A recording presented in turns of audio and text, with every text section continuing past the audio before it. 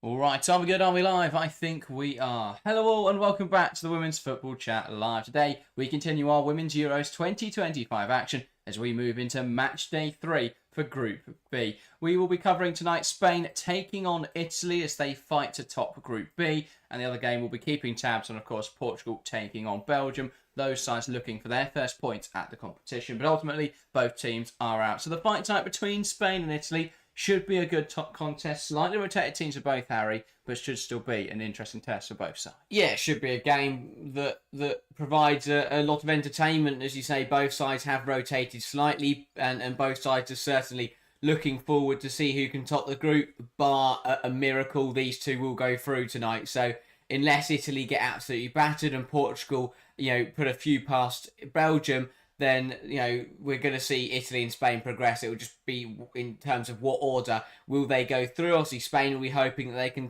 make it 9 points from 9 and put themselves in a more favourable position. You'd like to think topping the group gives you a better tie. That isn't always the case, but with Norway and Switzerland, I think it's the difference is very minimal. But from Spain's point of view, they want to go out there, want to go and set the benchmark, win all 3 games, and keep the good times rolling this tournament and just keep the momentum building. Yeah, they know, of course, a draw would be enough for Spain to get through. So there's no reason to push for the game, but they'll want to win the match. They want to try and get as many points as possible. Worth saying as well, Portugal could catch Italy tonight, but there is a bit of a gap there, and they'd have to overturn a lot of goal difference. But it's not impossible. No, it's not at all. And as I said a few moments ago, if Portugal score a few, Spain score a few, then suddenly Portugal could find themselves through. But it is going to take a lot, and that goal difference swing is quite big. But for Italy, it's important that obviously they want to top the group. It's going to be very, very difficult up against Spain tonight, but I think it's more about performance for Italy this evening than anything else, because they'll want to show that they can compete, and that when they get into the quarterfinals, they're not going in off the back of an absolute hammering by Spain. I think that even if the Italians are to lose tonight, they'll want to make it a good contest. And if they can't this pitch and they've only lost 1-0, then that wouldn't be a terrible result at all. So I think it's obviously Italy would love to top the group and they want to win the game, of course. But I think overall the performance is more important for Soncin tonight than however many goals they score. Yeah, they feel fairly confident, though, seemingly, based on the team selection, that they won't concede heavily tonight, or that Portugal won't beat Belgium, or at least Portugal won't beat Belgium by a substantial margin. So, yeah, it's good to see that confidence. Could it be slightly misguided? Definitely, because, yes, Spain have rotated as well, but Spain's rotation still has some of the world's best players in it. Italy's rotation, although still some good quality, it's not of a similar standard. So, it's risky, but clearly Soncin is prioritising the knockouts over the group of this last game and over topping the group, and fair enough, especially I think tonight dropping a few of those more experienced players may pay off if that means they're still at 110% when we get round to the quarterfinals. Yeah, definitely. I think they'd view a potential tie against Norway as a very favourable one, or at least one they could win, given that Norway, yes, looked better, I think, against Iceland last night, but haven't impressed at this tournament. And Italy have done very well. So I think, as much as Norway have a lot of quality, if you play well, you can definitely beat them. It's not like Spain tonight, where it's going to be incredibly difficult to get a result. But yeah, and let's have a look then at the lineups, because Italy going a lot more defensive tonight, trying to hold on to things. We are at the Stadion Wankdorf in Bern, and we'll have a look at the lineups now. We'll start with Italy then. They've played a 3-5-2. Today it's going to look more like a 4-4-2 or 4-4-1-1. In goal, it's Giuliani, a back four of Lenzini, Salve, Lenari and Boateng. Across the midfield, four, Olivero, Giuliano, Caruso and Bonansea. And then a front line of Cantore and Piemonte. So Severini dropping out the side, changes in those wide areas as well. It feels more defensive from Italy. It does. I think that it's an interesting way to go about it. It'll be interesting to see how they are going to look and how that will look compared to Spain. But overall, as I said, rotating the more experienced and elder players in this squad, like the likes of Girelli getting a rest tonight, which I think could be crucial if they want to make sure that she's still at the top of her game. But overall, they've still got some good quality. I think that Piemonte, a good opportunity for her to come in tonight and potentially look sharp leading the line. And across the board. I thought Oliviero looked good when she's come in as well. Bonansea is a huge boost to be back in the starting 11. Obviously, she got subbed on against Portugal, but for her to be starting from the off tonight is a big boost for Italy, and they'll be looking to have her more involved as their tournament kicks on. But overall, it's a rotated side. It still looks pretty strong. It will still should put up a good fight against Spain, but they're going to have to play well to deal with the quality in that Spain squad. Yeah, definitely. Looking at chat there, Melee saying, "Hola, welcome to the stream." It's one of the few Spanish words I will know. And Phil, welcome to the stream as well. Good to see you. Let's have a look then at the Spain side. A 4-3-3 for Spain tonight and a fair bit of rotation. In goal, Nan Claros retains her spot. She started the first 2 matches, and while she looked shaky against Belgium, Catacol not back to full fitness yet. In the back four, it's Fernandez, Captain Paredes, Mendes and Uahabi. The cross midfield 3, it's a return to starting action for Aitana Bonmati, alongside Patrick Ayaro and star of the tournament so far, Alexia Putellas. And then a whole, well, almost fully changed front line with Athenia Castillo, Paralluelo, and Marionette Caldente. So, a few changes there for Spain, still looking incredibly strong. Yeah, it's incredible that a rotating 11 for Spain still involves a midfield of Putellas, Gallardo, and Bonmati, but the fact that Bonmati hasn't started yet this tournament is why the midfield looks like that. But overall, very rotated, good opportunities for the likes of Uahabi to come in, Fernandez as well to start. I think Paralluelo, her first start of the Euros, and again, an opportunity to impress. Clearly is not favoured, by Tomei ahead of Peanut, which I think is correct, but a chance Paralluelo to prove her wrong tonight. And then I think Athenia out on that right hand side. Again, we've seen her feature quite a bit actually. Kate has come on in both games, played 45 minutes of one of them as well. So we've seen her involved quite a bit. Starting from the off again presents a good opportunity for her to try and show what she's got. Yeah, definitely. So, Mikael Danvik, welcome to the stream. So Spain has a lot easier half than England, Sweden, Germany and France. Yeah, they've had a really comfortable group stage. They'll seed against second in Group A, which is, of course, now Switzerland. If they win tonight, of course, that is. But I think that's a very winnable game for Spain. There is a minor obstacle with them being the hosts, but still, I think that shouldn't be a game they have any worry about, really. Yeah, it's one of those where tonight is a massive game, because even if Spain win it, I want to see what kind of fight a side like Italy can take to them, because I do think Italy have got more quality than Portugal and Belgium. So yeah, I'm intrigued to see, and Italy and Switzerland for me are probably pretty close. So I think it'll be interesting to see what kind of level Italy can bring and how close or how far off they are from Spain. I think if Spain turn up and win this 5-6-0, then Switzerland better be worried, and Spain will probably make it through pretty nicely into the semi-finals, where they'll get their first test of the tournament.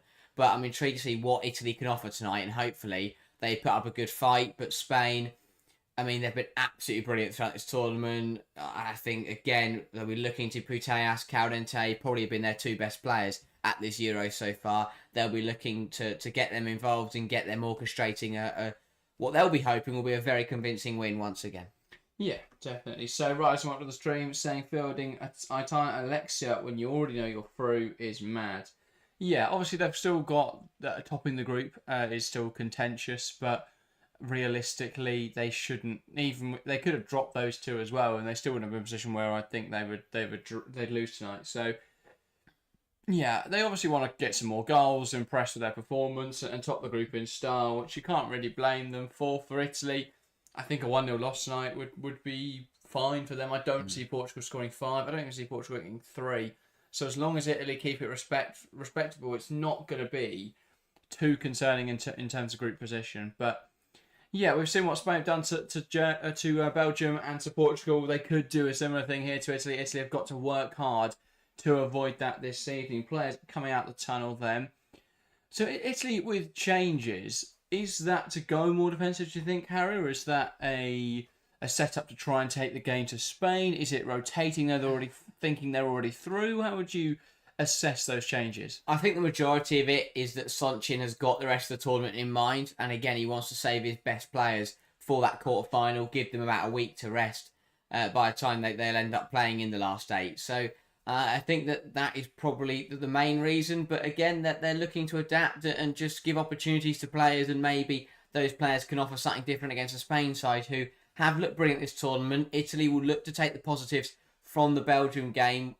Spain versus Belgium, where Belgium did do well to hit Spain in transition. And again, Italy have got players that can hit Spain hard. And I think that the players they've picked tonight are more favourable in the transition. I love Girelli, but if you're looking to break quickly, she isn't the kind of striker you want. Piemonte up there offers a little bit more pace, but still offers someone to aim for, which is important to have that balance. But I think that Italy, they've got to defend well. They've got to defend their penalty area, perfectly almost. Clearances have got to be good, and they've got to try and get the ball up when they can. And if they can hit Spain on the counter and catch them half the pitch, then maybe they can score a couple of goals like Belgium did. But the important thing for Italy tonight is to not go out and concede 5 or 6 like the other two sides have. They keep it tight. If you walk off this pitch and you only concede 2 or 3, then that is not a horrendously embarrassing result. And I think that will be the important thing, is get the performance on the belt, keep it respectful, put up a little bit of a fight, don't just fold over. And at the end of the day, if Spain outclass you, then give them a pat on the back, fair enough, they're the better side. But don't let Spain embarrass you tonight. That's got to be the thought process for Italy. For Spain, it's as simple as come out, search and destroy, score another 6 goals, laugh as you're coming off the pitch, and find yourself with a very decent place in the quarterfinals. Yeah, I mean, that's the positive for Putellas starting tonight, is that if she can get a goal or 2, she's going to put herself right at the top of the Golden Boot charts, which is exactly where she wants to be. Obviously, Esther getting the rest here. I think she may have preferred to play with the opportunity for more goals at stake, but alas, opportunities handed elsewhere this evening, and it makes sense given the compact nature of tournament scheduling. We probably would have seen this is the type of game where Spain would have brought in players like Vicky Lopez, but they've already played. Yeah. She's already played 2 games at this tournament because of the obviously Bonmati with meningitis. But yeah, good to see Aitana Bonmati back. Players doing the national anthem. So let's get into our predictions. If you're watching along, get involved in the live chat. Give us your score prediction for this match. We're going to start here in the studio. Harry, what's your prediction for tonight's game? Again, I can't look past Spain. I think they'll do another pretty decent job and look to dominate the game. I do think that Italy will give it a good go. They'll defend well. They'll try and come forwards a little bit. I'm going to say Italy 1, Spain 3. I think Italy will get a goal against run of play. Spain, though, will just, again, be in a different class and win this game pretty comfortably. But it won't get embarrassing. It won't get out of hand. But still a strong win for Tome's side. I think Spain will open the scoring through, I will say, Aitana Bonmati getting her first goal of the tournament. I think Italy will then level it up through Cantore. It'll be 1-1 going into half-time. Then in the second half, Spain will come out and play the better stuff. And I think they'll just find a way to win it. And again, they'll shift through the gears, move the ball quickly, and Italy just won't be able to keep up. And I think it'll be second half goals from Mariona Caldente. And I will say, I'll go Paredes from a corner again. And Spain win this game 3-1. Fair enough. I'll go similarly. I'll say 3-0 Spain, though. I think Italy don't have as much attacking talent on the field as they normally would. I'll be interested to see how they set up, but it looks more like a 4-4-2 than the 3-5-2 type shape they've been using, especially in attacking areas in recent games. So I'll be intrigued to see how that plays out for Italy, if it is indeed similar to what they've been doing, or whether it is something slightly different. I think they will be slightly more defensive, and Spain will look to take advantage of that. So I think it's going to be a Putellas brace, and I'll say a goal for Mariona Caldente as well. Fair enough. I think that probably from the spot. Yeah, to be fair, I like what Italy have done. They've not done what other teams do, which is just play the way they always try and play, and then a surprise when Spain just tear them apart. Italy have decided to change something tonight, and A, that could catch Spain out, but also B, it shows Soncin being smart and playing the opponent, rather than just trying to play their football and then letting Spain run through them. They know where Spain's strengths are. They're going to try and pack out that midfield, take time out of the game for Putellas and Bonmati. Don't give them any space to work with. Stop players cutting inside and defend their penalty area well. I like that. Packing out the midfield, getting a lot of bodies into that central area, I think is the right way to go about it tonight. I don't know. I think we do see teams change everything against Spain, and oftentimes even go too defensive and just get bogged down and caught out. I think if Portugal had been a little bit more offensive, a little bit more, more desire to get forwards, they might have been all right. But they sat too defensive and got overwhelmed by Spain. So it can go both ways. It depends what we see from Italy tonight. The difference for this group game is that we've not seen Spain play Italy 4 times in the last year. So it's not like they've faced this side loads and know exactly how to beat them. And it's not like Italy fear them as much as Belgium and Portugal naturally will when they've both been on the receiving end of 5-0 losses or 6-0 losses before this tournament even began. Bit of a flawed problem really with the qualification system, but yeah, we already knew how those games were going to go based on the fact we've seen them so much over the last year. This one's a little bit more unknown. That will provide Spain a slightly bigger challenge. It's still a game, though, they shouldn't have any problems with winning. I think that's a good point. So our biggest worry for Italy is frustration leading to sendings off and suspensions. Very much could come into play. Italy with 4 players on a yellow card going into tonight. It will be Spain to get us underway in match day 3 of Group B. Waiting for the referee's whistle, now the ball not back by Paraguay, and we're underway. Italy versus Spain, the last match in the group stage for these sides. Spain only need a draw. I don't even need that, they are through.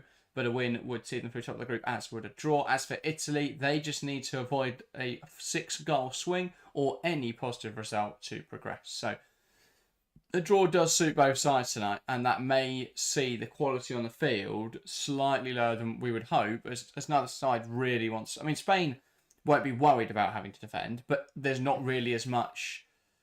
There's no real reason to go forwards as aggressively as they have. Yeah, 100%. I think that applies to every single team in the world. Spain are probably the one side that look to change that. The amount of times we see Spain when they don't really need to, where other sides would take their foot off the gas, Spain just go, let's go score 6 goals for a laugh. And then they'll absolutely tear it apart. They definitely don't conserve, do they? We saw that in the last 2 matches. I just can't see Italy letting this get out of hand this evening, especially with what's at stake. And I think Italy's desire to progress and therefore work ethic will be higher than Spain's naturally. As Spain don't have anything left to play for. So it's still a 3-back or a 5-back for Italy? It's more of a 5-2-3 tonight, or 5-4-1. With Olivero playing the right wing-back position, and then Bonansea and Cantore operating as wingers, and Piemonte through the middle. So when they don't have the ball, they may still have some transitional threat. It'll be interesting to see whether that is realised. But when they don't have the ball, it's just with packing this penalty out area with everyone apart from Piemonte. But that does worry me a little, because the way that Italy have attacked in the last few games wasn't through wingers, it was through wing-backs. And the way they were able to hold the ball up was by having 2 players up there, Cantore and Girelli. It gave someone to play off. I think what we might see this evening is what we've seen for every team that's played Spain so far, is that one player forwards is really going to struggle to hold on to the ball. Yeah, it depends if the wing-backs can get up quickly in support, or if they're just going to split in. The wingers as well, to be fair. Cantore and Bonansea. I think when you're looking to clear this ball immediately, having 2 targets, like they have in other matches, is better than having only 1. Yeah. We'll see how it materialises. Nigel, what was the stream? Says, yes, lads, good to see Phil going 5-0. I forgot to read out predictions. Says 5-0 Spain with a sending off for Italy. Maybe even 2. Crazy stuff, Phil. So do you think Italy will crash and burn? Do you think Portugal will catch them? I don't think it's necessary. I don't have too many concerns about Italy getting sent off tonight. It's more about players picking up yellow cards tonight and then ending up being banned going into the quarterfinals. Cantore, I think, is one. Cantore, Giuliano. Yeah, if Di Guglielmo gets onto the pitch, then I think she's also one on the bench. Lenzini as well. That's the 4 for Italy. So they've got to be smart, because all 4 of those players, if they are to get booked tonight, would be misses. They've all 4 have kind of been very crucial to Italy remaining unbeaten so far at this tournament. So they've just got to keep things clean. That is a very good interception there. But Spain, it's what Spain do. They win it back even when you do win the ball, but that is a little bit overhit from Paraguay, and we'll run through. As for Spain, they've only got 2 players on the yellow card, and neither are starting tonight, which makes sense. Alexandre and Onabatier. Why play them if there's a risk of them picking up another yellow card? It makes sense. No, so it's interesting to see how Italy shape up against the world champions. It'll be interesting to see. No one has competed to them so far, but Belgium and Portugal are different. Italy are a slightly stronger side. Ball played in behind. Nanclares will get there. Cantore continues to put the pressure on, and Nanclares just about deals with that. She just doesn't look comfortable. I tell you what, if Cantore hadn't given up on that, she didn't. She then got back on it, but there was a moment there where she just assumed it. She didn't realise what Nanclares was going to do, so she slowed it down a little bit. Early goal, by the way, in the other game in the group, I feel that's important to note. Portugal 0, Belgium 1. Tessa Woolleyert. So even now, if Italy were to lose by any amount, Portugal at the moment wouldn't catch them as Belgium have taken the lead there. Not what Portugal needed at all. Against the Belgium side who are out. Yeah. A dead rubber picture for Belgium, but they've shown up against Portugal and scored. We keep picking honestly, the other games that we aren't streaming at the moment seem to be absolute crackers. Well, last night was obviously different because the other match was a dead rubber. Yeah. So, but Iceland were having a free hit game. Norway were just trying to score some goals, have some fun, preparing for the knockout stages. Whereas obviously Finland and Switzerland both were a bit cagey, I thought. Yeah. From the bits I saw of the match. I think this one will be interesting to see. I don't think it'll be too cagey because Spain just don't let games get like that. Yeah. And then the other match, well, seemingly, I think Belgium might score a few tonight because there's no pressure on them. Good start here, though, from Italy. First 5 minutes, they've looked pretty positive. I think Piemonte offers you the best of both worlds. Decent hold-up, but also has a little bit of pace. And I think that at the moment, because it's early stages, we are seeing those wingers get up and be in support, and the team is moving together. But as you say, if Spain have 5-10 minutes where they get on top, will Italy then be able to get out?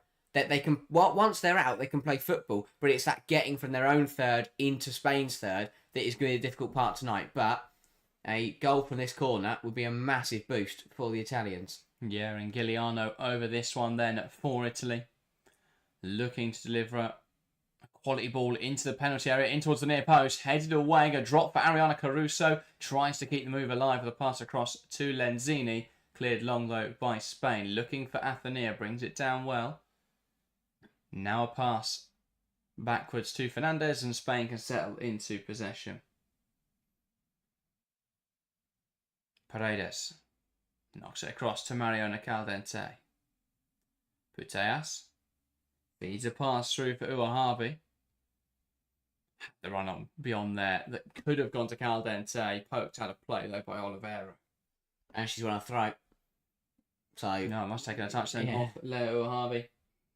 So those in chat asking where the game is. Unfortunately, we are not BBC or ITV. We don't have the rights to the game in the UK.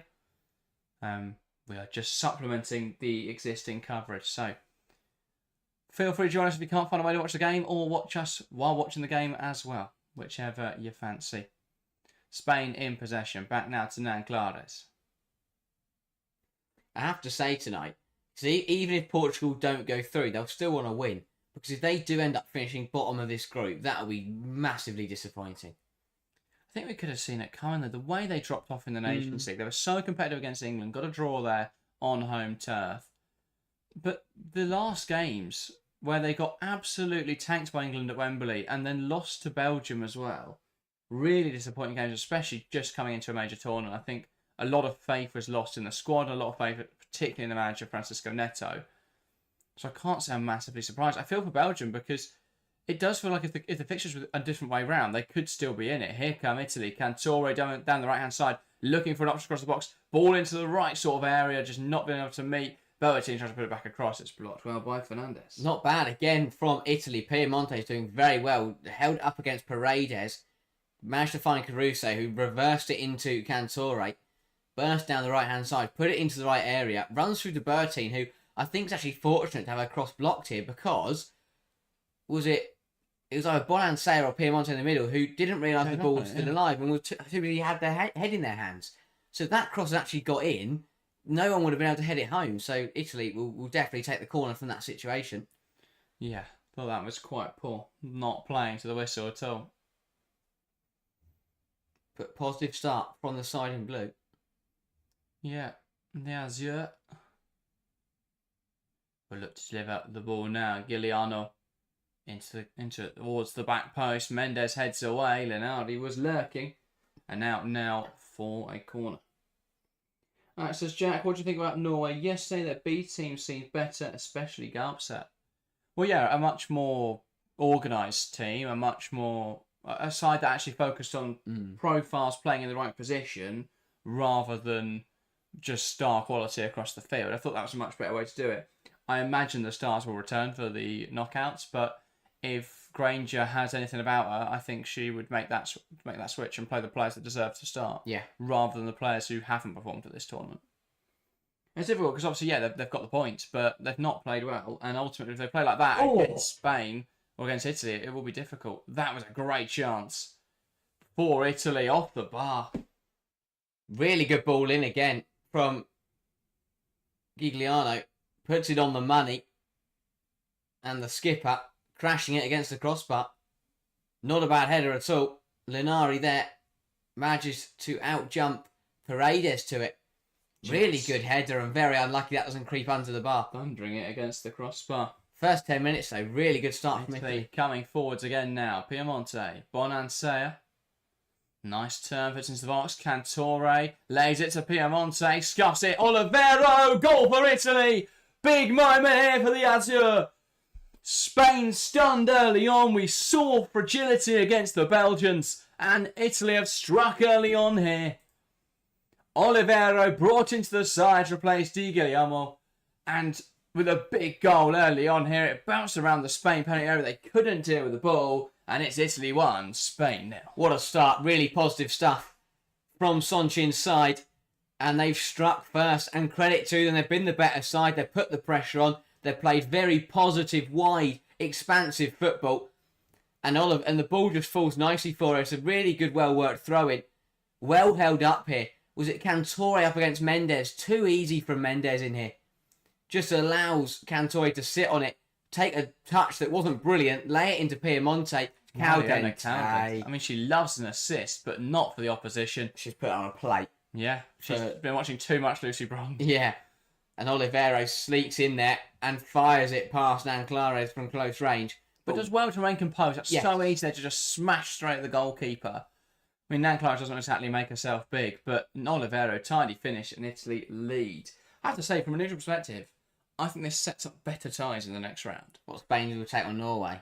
It would put Spain on England's side of the draw, most likely, though, which is my only frustration. But Spain taking on Norway, I think, is much more interesting from a neutral perspective. And Italy-Switzerland, I think, is much more interesting. The host taking on Italy. Both sides who've looked good at this tournament. And then Spain will probably put 8 past Norway, based on what I've seen from those two sides. Here's Caldente. I think it's fair to say that from this position right now, Portugal have lost that slight chance of going through. What makes you say that, Harry? Is the fact they're 1-0 down and the fact that Italy 1-0 up? It was a very, very slim chance going into this game, but within the first 10 minutes of both matches, I think that very small chance has disappeared completely. Yeah, it's just a silly one, isn't it? But ultimately, Spain can still go on to win this game 5-1, but of course, I just can't see Portugal scoring 3 goals. No. And definitely not all in the same match. No. So, yeah, I think you're probably right in saying it's all but over now for Portugal. They kept themselves alive with a late equaliser. Well, Spain have turned the ball over half the field here. Bonmatí trying to slide a pass through the lines, cut out by Italy. Italy are now in a difficult position because it's very easy at this point in time to now they've got something to defend, to sit back and just absorb pressure. But I think they need to keep calm forwards while they're on top. Giuliano knocking it out to the right-hand side, overhit that pass towards Cantore. Just what a slaughter in behind, but too much on that. And well, I think that we saw this from France against Wales in match week 2, where rotation is a vital thing at these kind of tournaments, but rotating heavily can really cost you at times. And Spain, again, what have they made? 6, 7 changes? They've chopped and changed his 11 a lot. Yeah, Spain. Similar to what France did against Wales, and they got punished for it from the forward at the start. Now, though, Mendes tries a poker pass through. Putellas and Caruso battle for it. Athenia. Now Putellas looked like a head injury there. Or a foul on Caruso, not given. Here's Athenia. Will dart inside. Lovely wriggling. Putellas to Athenia, and we're level. Tidy finish from Spain's right winger. Lovely layout from Alexia Putellas. And those 3 minutes were Italy believed are shut down quickly with a Spanish response. Sleek football from the Spanish. And a tidy finish from Athenia. Italy 1, Spain 1. Yeah, start with Spain. Absolutely brilliant again. Athenia picks it up on this right-hand side, just darts inside beautifully. And then Putellas, once again, on the money, with a lovely little roll back into Athenia, who curls it into the top corner. Absolute class, this from Putellas. Just effortless. It's so good, yet so effortless. It's the reading and understanding of the game to get that weight and type of pass right in a moment like that, and to know exactly where Athenia's going. It's such smart and intelligent reading of the It's game. incredible. Her 6th goal contribution at this Wow. tournament now, Alexa Putellas. Have to say, shocking from Italy. The The first time that Spain come forwards and they just let Athenia dart inside, Putellas perform a back heel assist in their own penalty area, and then Athenia to continue her run and put it in the top corner. Patrick Gallardo from range, not quite as picturesque an effort, and that one's sailing over. Oh, a very lively start to this game. Yeah, indeed. Nigel calling that liquid football. Couldn't agree more.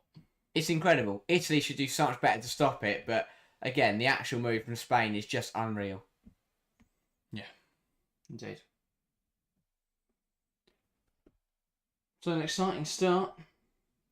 As I say, it took 79 minutes to get a goal out of Finland and Switzerland last night, and we've got 2 goals here in 14 minutes out of Spain and Italy. Much more interesting a match already. Putellas. Oh, Canate's taking the ref out in there. Classic. Here is Putellas. That's the left-hand side. Harvey on the overlap. Puts the ball towards the back post. It's going to drop in there for Fernandez. Now Bonmati. Tries to slide a ball through. Recycles it now. Fernandez.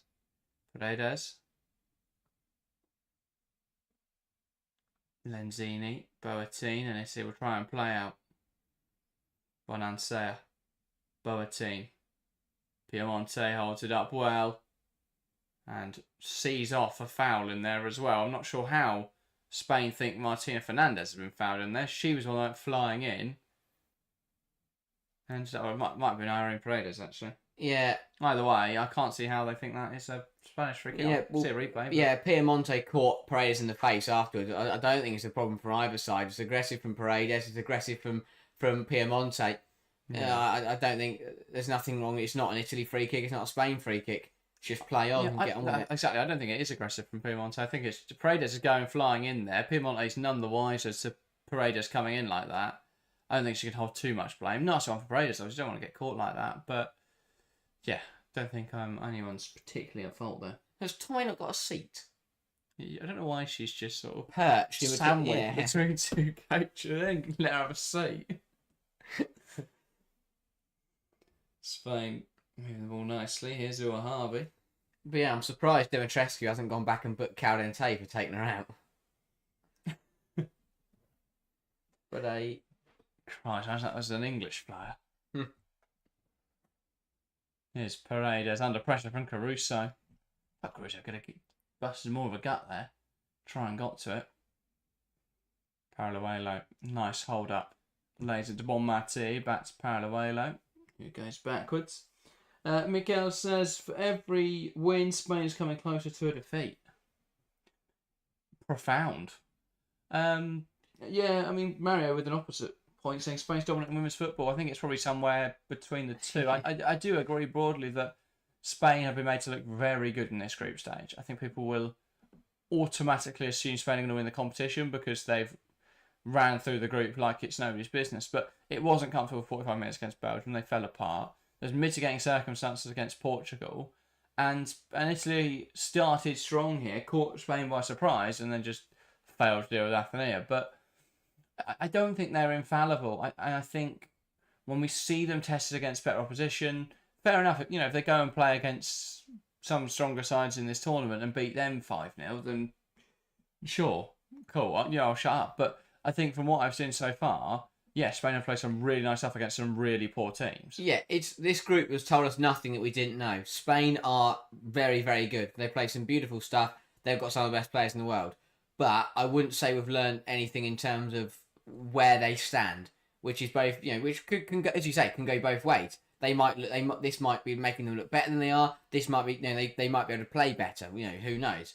But yeah, this group has kind of just confirms that Spain are good, and we knew that. The players are good, basically. They've gone up against sides who aren't going to have better coaches necessarily, and definitely don't have better quality players. So Spain have just relied on individual quality and not had to solve any tactical issues. I think when we're going forwards in this competition, and they're playing sides who are more tactically disciplined and have good quality as well, that will then become a big question, because Yeah, they might go 1-0 up against an England or someone like that. But if they change something, how does Spain respond to that? Do they just keep playing the same way, or does Tome have more to her arsenal? We've not seen her tested at all. Yeah, And when we have seen her in Nations League games, she's not had the responses so far. Yeah, I think that's the best way to look at it, is that Spain's players are very, very good, but as a team, as a setup, we haven't seen them tested yet this tournament. That's the best way to look about it. So we know they play good football. We know they're very good players. We know that in this simple structure, they will thrive because they're good players, or they'll thrive against weaker opposition. But when they play similar or comparative opposition,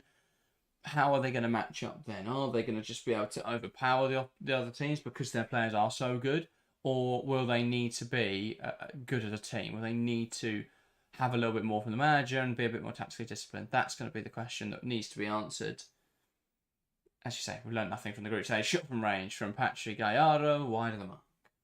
But also, again, I think, and a lot of people will and this goes both ways for all the top teams. People will say that, you say that, but Spain beat England in the Nations League, but it's a different kettle of fish. Again, beat Spain exactly, and it flips both ways. It's completely different, and once you get to the Euros, it is a different kettle of fish, and sides can play differently. Managers can find different ways to play. And that's the thing.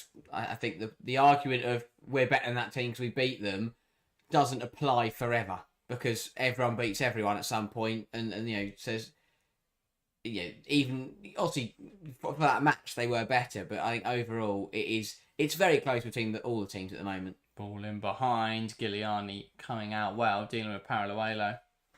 That's where Paraluelo will offer slightly more threat than Esther Gonzalez is. Yeah. Well, with those runs in behind. I mean, Spain don't tend to get many of those because teams don't play high lines against Spain, and I think that's why Paraluelo isn't particularly useful in this team. Yeah. You need players that will pick apart defences, not players that are good at running in behind. It's also why Paraluelo is fairly ineffective in the Champions League. So, against tactically disciplined and well-structured teams, she can't contribute as much. Don't get me wrong, in another team, a different setup, maybe she would be able to put her talents to use. Athenia knocks it back to Bonmati. Athenia. Bonmati tries to slot the ball through, cut out there by Boateng, who's brought down. That'll be an Italy free kick. Rise says, I always think about the time there was 4-1 to Japan at the last World Cup. Japan's goals were basically carbon copies of each other. Yeah, and that was an example of a really well-disciplined side who caught Spain by surprise. I think back to obviously Spain went on to win that competition, so it didn't really matter. But I think back to the Olympics, where there was just no answer to what Brazil were doing, which was being able to counter-attack very effectively by being disciplined in the back line, making it difficult for Spain to break them down, and then being able to counter well. If teams can do that against Spain, it's going to be really difficult for them to get through matches. Have to say, though, I think Athenia is probably the best player on the pitch so far. Looks really lively when she gets on the ball. And again, it's an example, similar to what we saw with Vicky Lopez, of a player that doesn't start very often for the national side, but tonight she's been given the opportunity and she's making the most of it. In possession now, Giuliano. Salve. Knocks it out to Boateng. Pass inside to Piemonte, tries a flick onto Bonansea. Just a little bit too fast. It's definitely more of a 4-4-2, even in with the ball. I've not really seen Boateng get forward now, which I think is a bit of a shame. That's what I mean. I just can't understand the shape change massively because they haven't looked much more secure in defence than they have in any other game. But lovely flick on in there. Well, that's just slightly behind Giuliano, and here comes Spain. Puteas knocks it out to the left-hand side. Caldente has the overlapping run of Uahabi. Will come inside. Tries to lay one inside. Ultimately, the wrong decision. No room through those bodies. Cantore tries to go two directs into Piemonte. One back by Spain. Yeah, again, very transitional, that kind of couple minutes there. Italy got caught out, but they managed to win the ball back again. And then they tried to cut Spain, but got it slightly wrong. Ball looking for Caldente again. That is well defended, though, by Italy. And they've done well so far to just manage this game, Italy. Yeah, seen that well by Lenzini. Now Italy can play out from the back again. But I think the other thing that, again, back to what we were saying earlier, and I'm intrigued to see what happens to Italy tonight, is that in the first two games, they were very much somewhat competitive fixtures at times, but then there'd be, for Portugal, in the Portugal example, there were two sets of goals, but that came within 5 minutes of each other at either end of the first half, where Portugal just collapsed, and in the middle was a little bit more even. Yes, Spain was still on top, but it wasn't as much of an onslaught. Same against Belgium. 45 minutes of a decent competition, and then they just collapsed in the second half. And I'm intrigued to see what Italy can do tonight, because again, if sides could stop collapsing for certain moments against Spain, they would fare so much better. It's just the fact they can't. Teams, especially weaker sides, just cannot seem to last 90 minutes playing against Spain. And that is why Spain are getting a lot of joy, because they're so persistent, because they just managed to keep pressure on for 90 minutes continuously. Eventually, the other side kind of just gives in, and then Spain have an absolute field day. I'm really intrigued to see what Italy can do tonight. I think they've reacted well to going to Spain equalising, and we're 25 minutes in here, and they're still level, although they are now doing their best to stop that. Here's Harvey.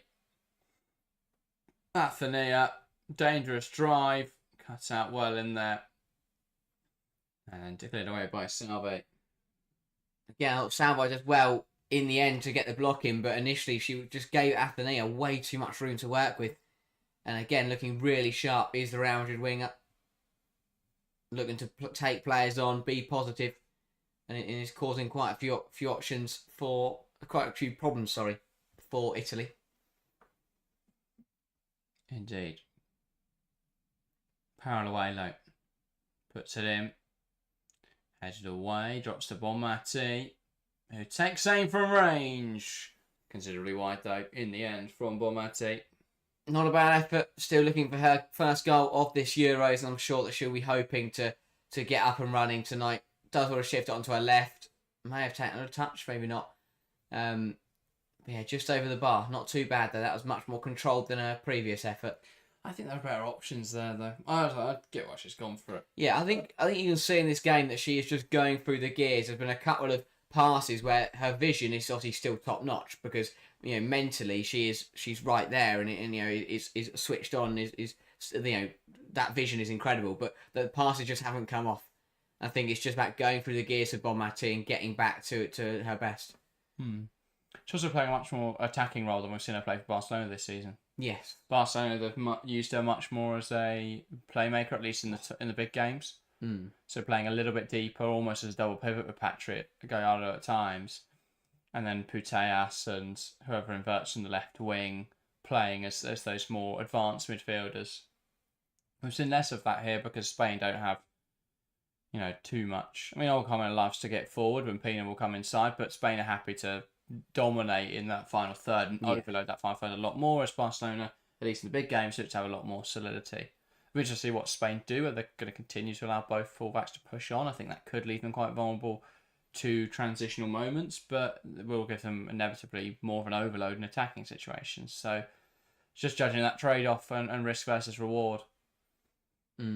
Ultimately, they may be able to overload some of the bigger sides, but whether they'll be able to break through then, or whether they'll be more vulnerable, will be a question. And it's difficult because Tommy has to get it right, because, again, Barcelona, obviously, they've tried different things this year and they have settled on that more solid system, but it's domestic football. When you get to these knockout competitions, if you don't get it right, you could find yourself in a spot of bother. So it's important that they adjust accordingly and adjust quickly when they need Flicking to. in behind from Tomé, Parallelo, blocked wide, and that'll be out for a Spain corner. Amir, welcome to the stream. Yeah, we have kept tabs on the Portugal-Belgium game. Belgium still leading by a goal to nil. Tessa Williams, 3rd minute strike, the difference so far. Vision there from Carante is brilliant. It's a good run from Parallelo, but also a good recovery tackle there from Oliviero to get back in and just to get her body in the way and put it out for another Spain corner. Levelled up on 3 apiece now in the corner department. Again, red shirts lining up on the penalty spot. It's not a bad ball in, and it's flicked on by Paredes, but flicked on wide. Not quite catching that the way she wanted to. she was kind of stood there and it more hit. Yeah, she didn't even move towards the ball. The ball just hit her on the head and just skimmed off her forehead and went very far wide. Not quite the powering header that we saw against Belgium.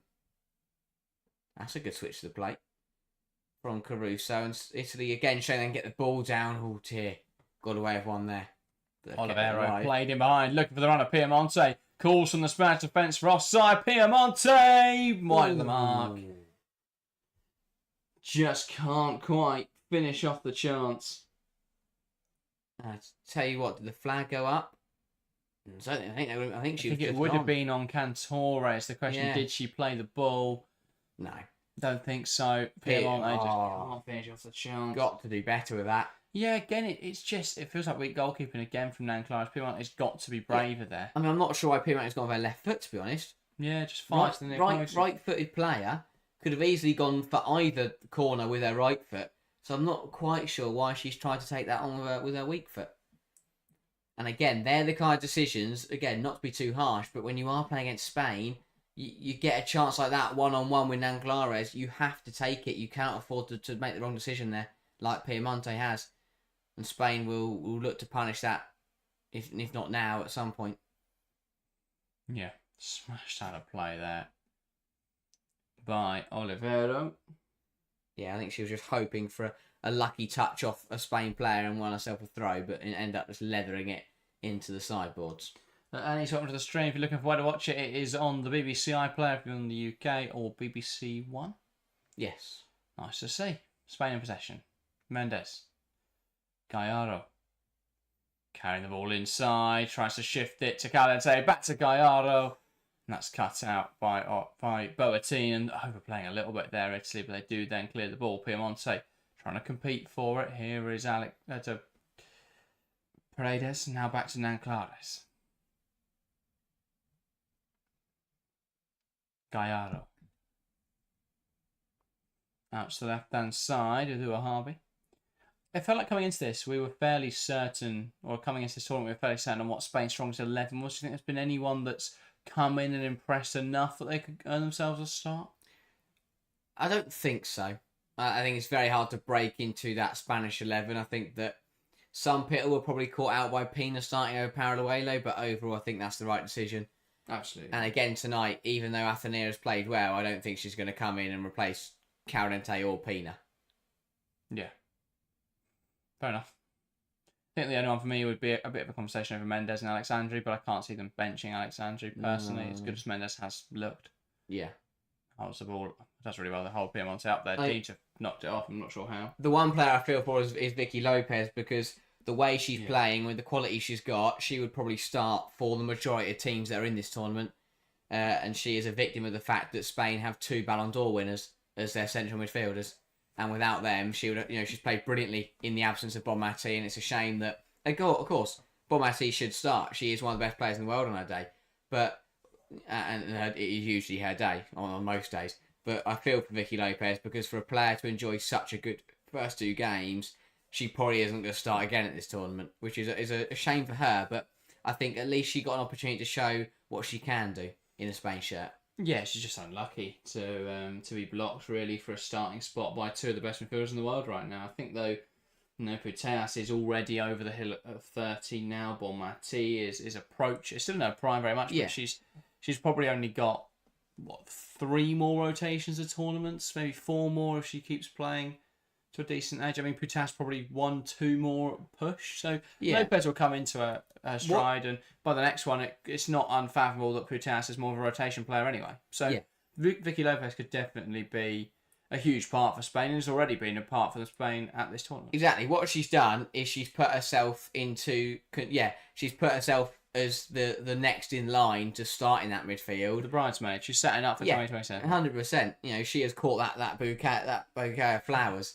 And eventually... She's launched up in the air and grabbed it. No one else even in sight. Like a scrum. She's thrown in the air and caught it. Brilliant. But, I think that... and again, I think when you see those international friendlies and the Nations League come round, I think it'll be good to see her starting as many of those games as possible when Bonmati and Putellas are more focused on their domestic season. Yeah. Yeah, definitely. I think Spain's biggest problem in those sorts of games has been a lack of rotation options. I think when they played Spain at Wembley, they did struggle to link things England. up. England, sorry, yeah. When they didn't play themselves at Wembley, that'd been odd. I'd like to think Vicky Lopez would have started then if they played themselves. True. It wasn't actually, to be fair, that wasn't as weak a side as a lot of Spain fans make out. Just a bit of a change to the front line. I think that's the thing. One or two changes in the front line, does Spain become a massive weaker side? No. So we've seen them take on Spain. We've seen them take on England and lose. So it's not, they're not infallible, but they are definitely strong. I have to say, I am enjoying these games. Again, I know there is a little bit on the line tonight in terms of who is going to finish top, but overall, I'm liking this the way this game's being played. Neither side is playing cagey or scared football. Both sides are being positive, being aggressive, and are just enjoying it. I just think when I look at how Spain are playing tonight, they're not. You cannot get away with playing a 3-1-6, surely, in the latter stages of competition. So will there be a compromise, or will a lot of their games become quite open? It's going to be a big question for me. And that is the thing to say, is that even if the game becomes open, Spain can still win those kind of games. Because they could be more clinical, but it isn't preferred for a top side to play such open and expansive stuff. No, I mean, there's nothing inherently wrong with it, but it will leave them vulnerable to transitions. So while they may be able to dominate teams, and that works against teams like Italy, well, even to be fair, they've conceded tonight. They conceded twice to Belgium, who couldn't offer anything in attacking sense against Italy. So I do worry about their rest defence structure, but overall, they're such a strong side. It'll be interesting to see how much of an impact that has. Yeah. Oliviero there, someone has got to tell her that she can let that go, because that is a needless corner to give away. It's not her fault, because she believes there's a Spain player charging in behind her. But another chance for Spain from a corner. Also, Sprutas could probably play for 10 more years. She has that rare technical level that lets her walk through games. That's true. I just worry about the physical element of it, Phil. Obviously, technical ability you never really lose. I mean, you look at Dimitar Berbatov, he's still a phenomenal player now. But I think that she could reach, the next 4, 6, 8 tournaments, but it's that starting. We're questioning that starting role. I don't think she'll make the next 4 even, would be mental. Yeah, we'll see. Well, she can make the next 2, I'd say, at tops. How old is she now? 31. Oh, okay. She's not making 4 tournaments, that'd be... So she'd be 35 at 2029 Euros. Yeah. I think that will very much likely be her last tournament. Yeah. Because I know in the past we've seen legends play into their 37s, 39, but I think we'll see a trend now where it starts to get younger. As is natural. I mean, in men's football back in the day, players played well into their 40s, and then more recently, players retiring almost as soon as they hit 30 at times. So there's definitely a sharper deterioration as more players come through at a younger age at a higher level. We'll see I think we'll see a shift towards younger squads in general. Yeah. It's also a preference. She might get to 35 and feel like she can play for now a couple of years. She might get to 35 and decide to pass on the baton and feel like that she's done her job for Spain and for growing the women's game. So I think once she stops playing, it's not like she's going to be out of the game completely. I think she'll definitely be involved in some capacity. Even if it's just ambassadorial. Exactly, still as a trailblazer really for the game. Could you see Putas as a manager?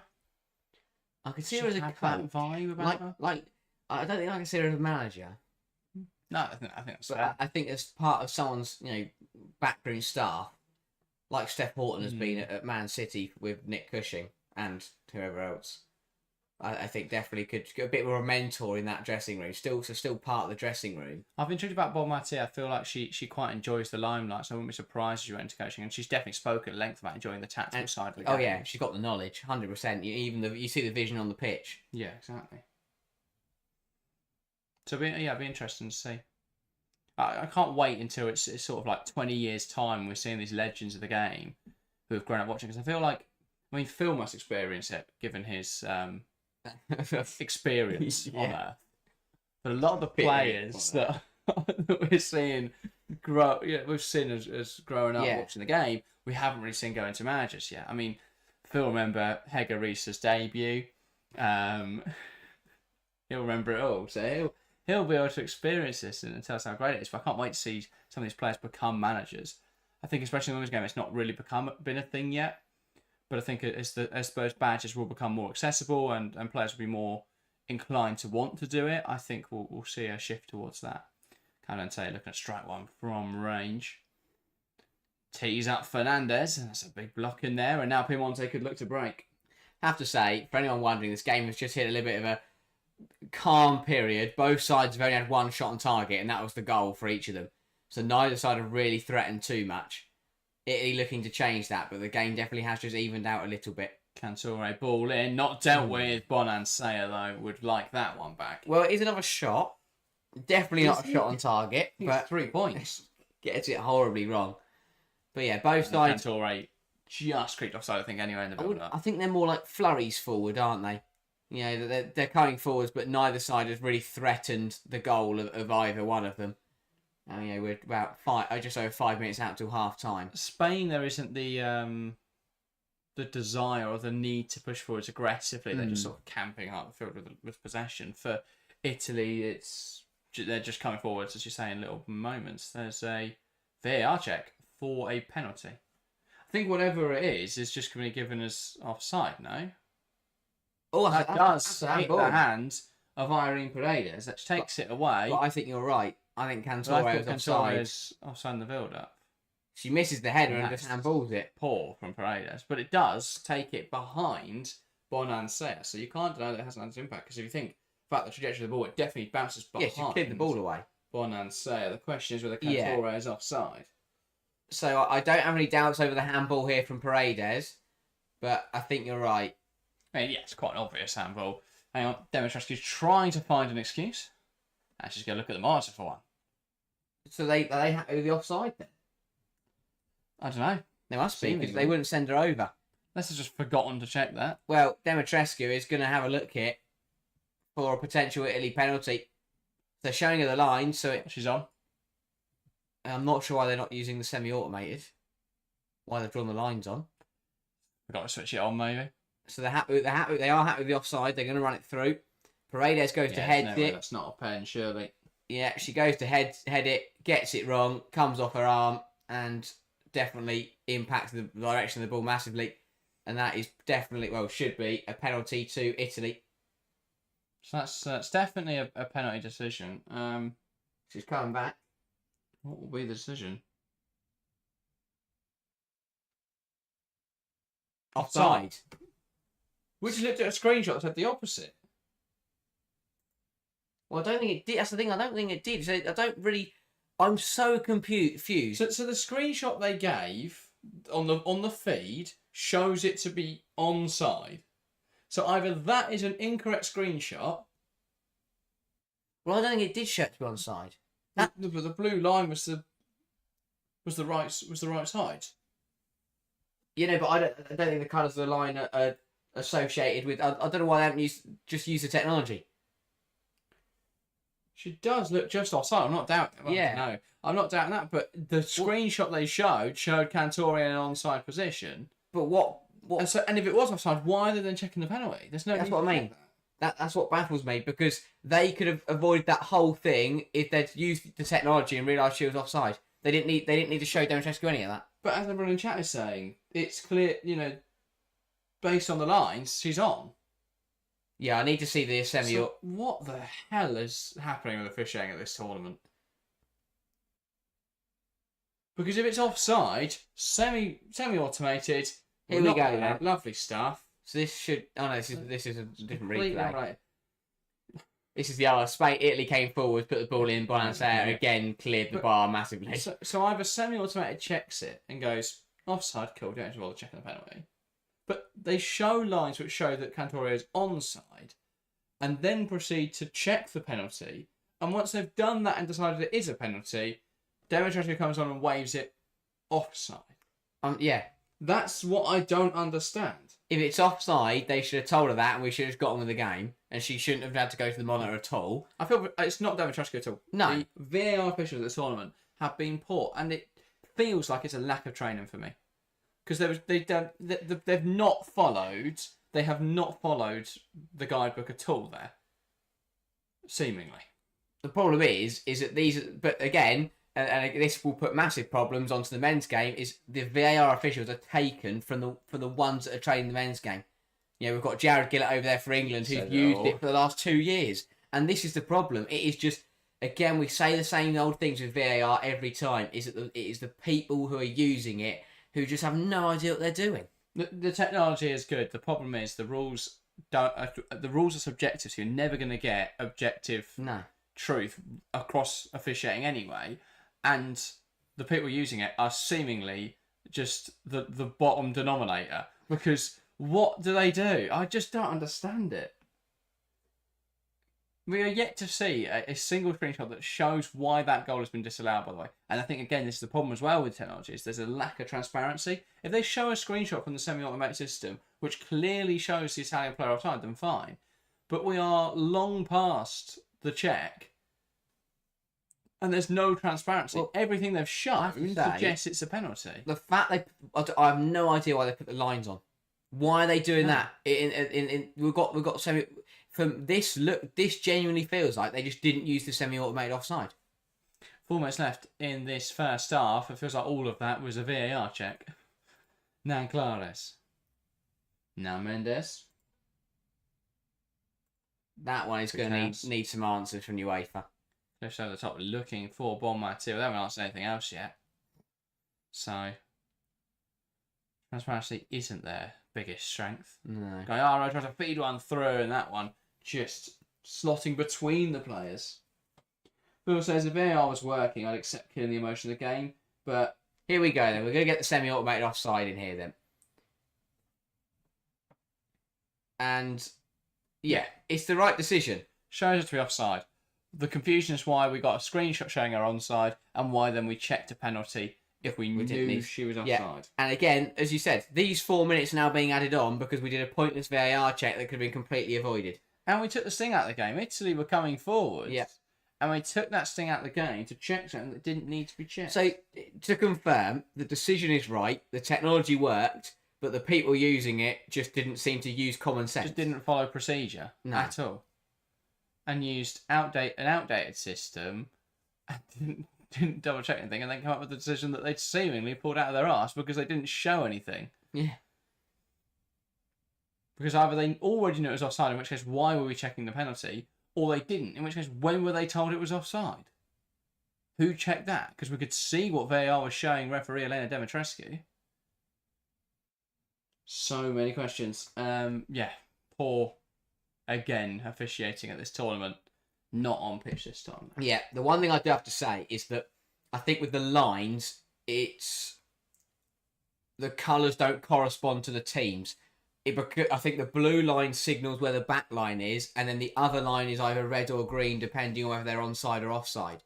But that was confusing because the blue line was the right side, and the red line was onside. In the screenshot was just terribly taken. Yeah, I don't know why. They've tried to use the lines there, so they should show Demetrescu, but they shouldn't be. The reason is because the reason there isn't a thing in place is because they shouldn't have to show a referee an offside, because they should just do that bit for her. But yeah, I really just a bit of a blank moment there from the people in the VAR room. Shock. Pan Blengo, welcome to the stream. Alex says Spain very poor first half. I have to agree. Yeah, they've rotated heavily. We saw the same thing with France. Just, they're already through. They've rotated massively. And I think that Italy are playing well. It is another factor as well to put out there. Italy are moving the ball really nicely. Yes, Putas. But I do agree, one shot on target for each side so far is not the greatest game in front of goal. It sparked into life early doors, but as you said at the start, a draw would suit both sides tonight. It means Italy confirm themselves through no matter what, and it means Spain top the group. Mikael says I go for Italy in this game.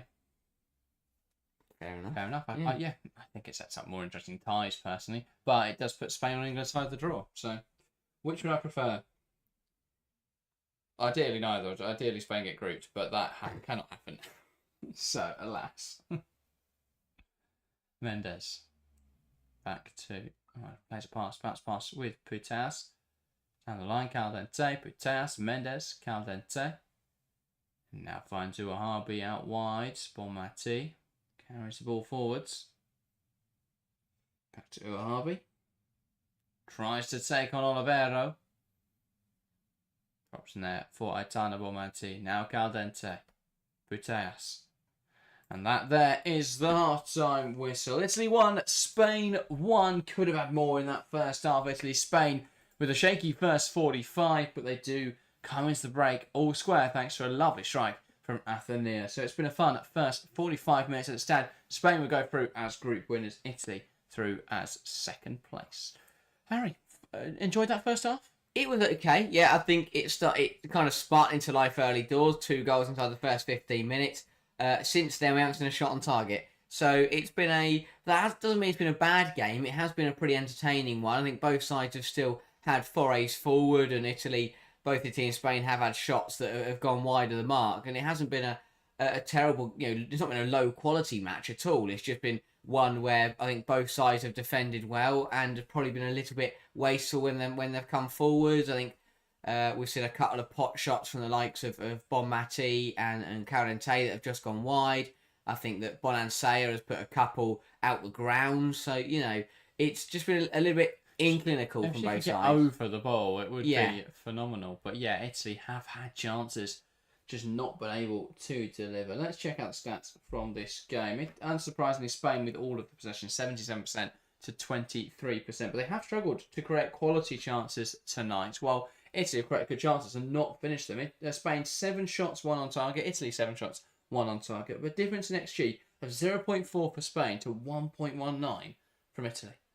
Now that is quite a remarkable stat because Spain don't usually give up positive XG tallies or anything over 1.00. Against Belgium, it was 0.76 they conceded 2 from. Against Portugal, it was 0.29. In this game, already 1.19, which will be slightly more concerning for Spain. They have conceded some really high-quality chances. Yeah, and just to put that into perspective, because a lot of people, you look at it and think that Spain will be more concerned by conceding 2 to Belgium, but that was just a very clinical performance from Belgium in the final third. But yeah, on merit, Spain have given up chances that are worthy of a goal. Obviously, I think Oliviero's one has probably generated a pretty high XG. Only 0.39, given position of defenders and goalkeeper. Well, Caldente put it on a plate for her. So, I'm not saying XG is not a flawed model. Yeah, obviously, every statistic needs to be taken with a pinch of salt and with added context, really. But it does show Spain are giving up high quality chances. 2 statistical big chances for Italy, 0 for Spain. This is what we speak about with the quality coming through, with the quality just shining through for Spain. We saw something similar in the Belgium game where they didn't really take their quality chances, but they finished off other ones. Yeah. 6 big chances in that game. So you think, they must have scored all 6 of them, but they only scored 2 of them. 4 of those are misses. So Spain are very good. They have very good players. But what we are seeing at this tournament is that they're not... People will look at the numbers and assume that they are playing to that standard, that they're creating all those opportunities, but actually it deserves the nuance of, well, actually, a lot of these chances, they're not actually taking their good big opportunities. They're not actually taking the ones that they are creating that should 100% go in, but their players are coming up with very good strikes from lower XG situations, and that's okay because they're Spain. Yeah. They can rely on that because their players will score goals that other players don't score. But it could be a concern going forward if they can't create those high quality chances. Yeah, I have to say, I would love to see someone put together the numbers behind how many goals they've scored from outside the 18-yard box. Even in this tournament, Pina's had one. Everyone other than Esther, who scores from inside of the goal. Yeah, but I have to say that I do think, as you say, their goals are magnificent, and some of the strikes they've scored already this tournament brilliant, and they are a very good side. And I think that. And that's the thing. Part of it is it's kind of their way of breaking teams down at times. Rather than putting relentless pressure on, what they do is if a side are going to sit deep and sit off them, they've got the ability to score from 20 yards. So if they get given the space, they'll just hit it, and it will probably go in. And that's the thing, is that while other sides opt to, just be relentless, keep the pressure on, and open up gaps. Obviously, Spain can do that as well, but Spain's other way to break sides down is to just score from 25 yards. And that is okay. If it works, it works, and that is fine. But it's not sustainable, and against top No, sides, it you may isn't. not get afforded that. Let's talk about why Spain have struggled to break Italy down then. So the difference between what Italy have been doing tonight, because people look at the fact they've played a 5-back and assume it's identical to what Portugal and Belgium did. But actually, while Portugal and Belgium tried to play low blocks, whereas Italy used a mid block today. And that's quite interesting because Spain aren't used to having space to attack in behind. And so what we're seeing them try and do is play through the lines like they normally would. But it's not really working. There's not space in there. They've got the passing lane. A lot of the play will go into Patrick Gallardo, who will then look to play into our other central midfielders, and then they'll create from there, either driving the ball forwards or combination play with the wide players, or with Nesta Gonzalez, or with the other midfielders. So they've struggled to do that so far because Italy are basically putting Piemonte to press the back line and defence midfielder, which is a very interesting idea because there's not really much point on putting someone specifically on Gallardo, given she's pretty much in the lowest line of Spain's team. And then by putting their midfielders just in front of Spain's advanced line, what they're doing at the moment is cutting those passing lanes into Putellas and Bonmatí. They can play a risky passing lane, but it's not really coming off. So instead, we've seen Spain resort to more direct play, which they're not used to doing. And as we've seen, they're not really set up for it. If they had Paraluelo in a wide area, then maybe that would work because she's very good at making runs in behind. But instead, they've got Paraluelo through the middle. And so unless they hit a vertical, which we saw them try, and that's just going to run through to Giuliani, they'll struggle to be very direct tonight. Their other their wide options are Caldente, who's not an out-and-out winger by any stretch, much more of an inside forward or an attacking midfield player. And Athenia, again, an inside forward. So neither of them are great at direct runs in behind. It's exactly what you want Paraluelo for. But it's difficult to pick her out when she's playing a central position because the only way you can play that ball in behind is a very vertical pass. At the moment, Spain are really struggling to play through an Italy mid-block. So we are sort of getting an understanding of how you can try and beat Spain. It doesn't necessarily have to be a back five to be able to play a mid-block and then make it difficult for your side to be broken down. I think what we'll see later on this competition is some stronger sides using a 4-4-2.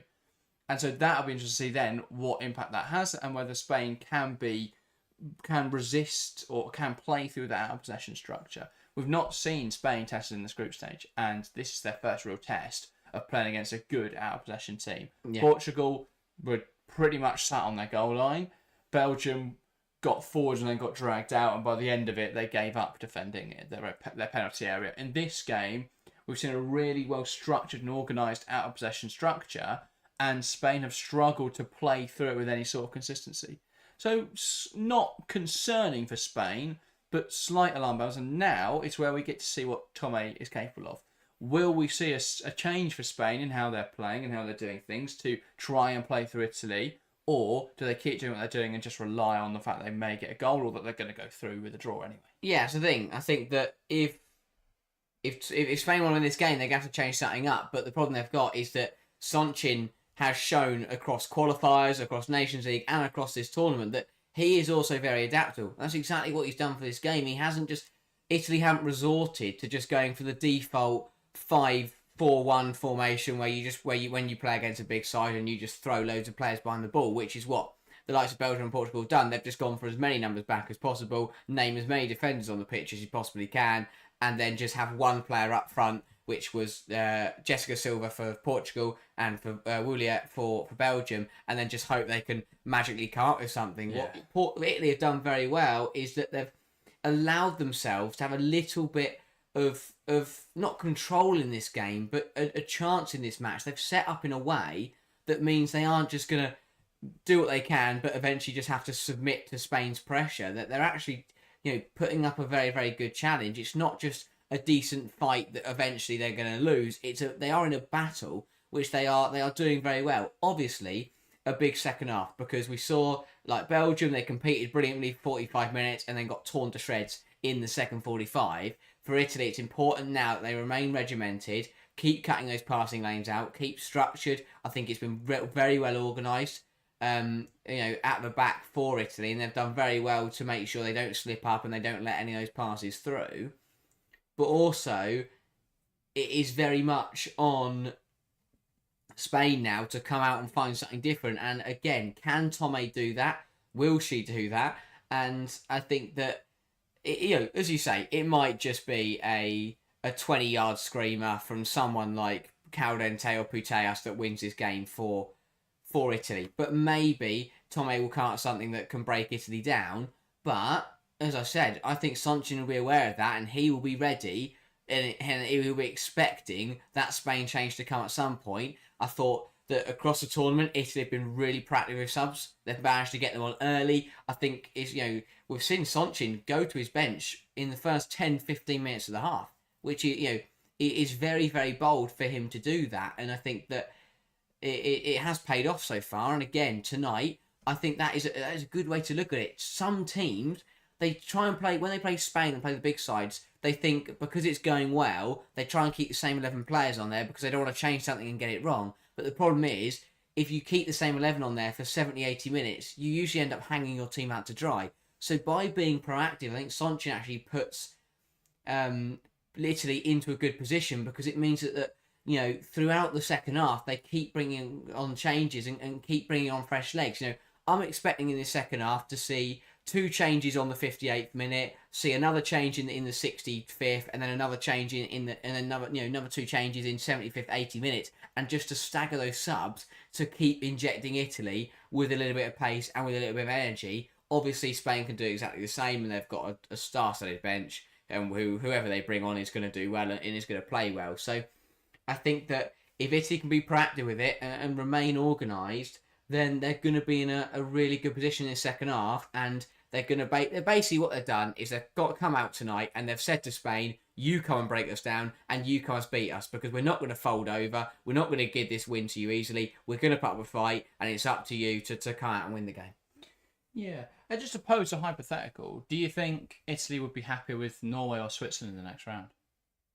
That's a great question. Because I actually think at the moment, both sides will be very happy with their ties. And it's obviously weird because you think, there's one team that both want to play, but not really. I think Spain, looking at their options, would they want to play Norway or Switzerland? Because Switzerland obviously have the advantage of being hosts. Could that play into hands? But I don't think Spain would be distracted by that or fear that too much.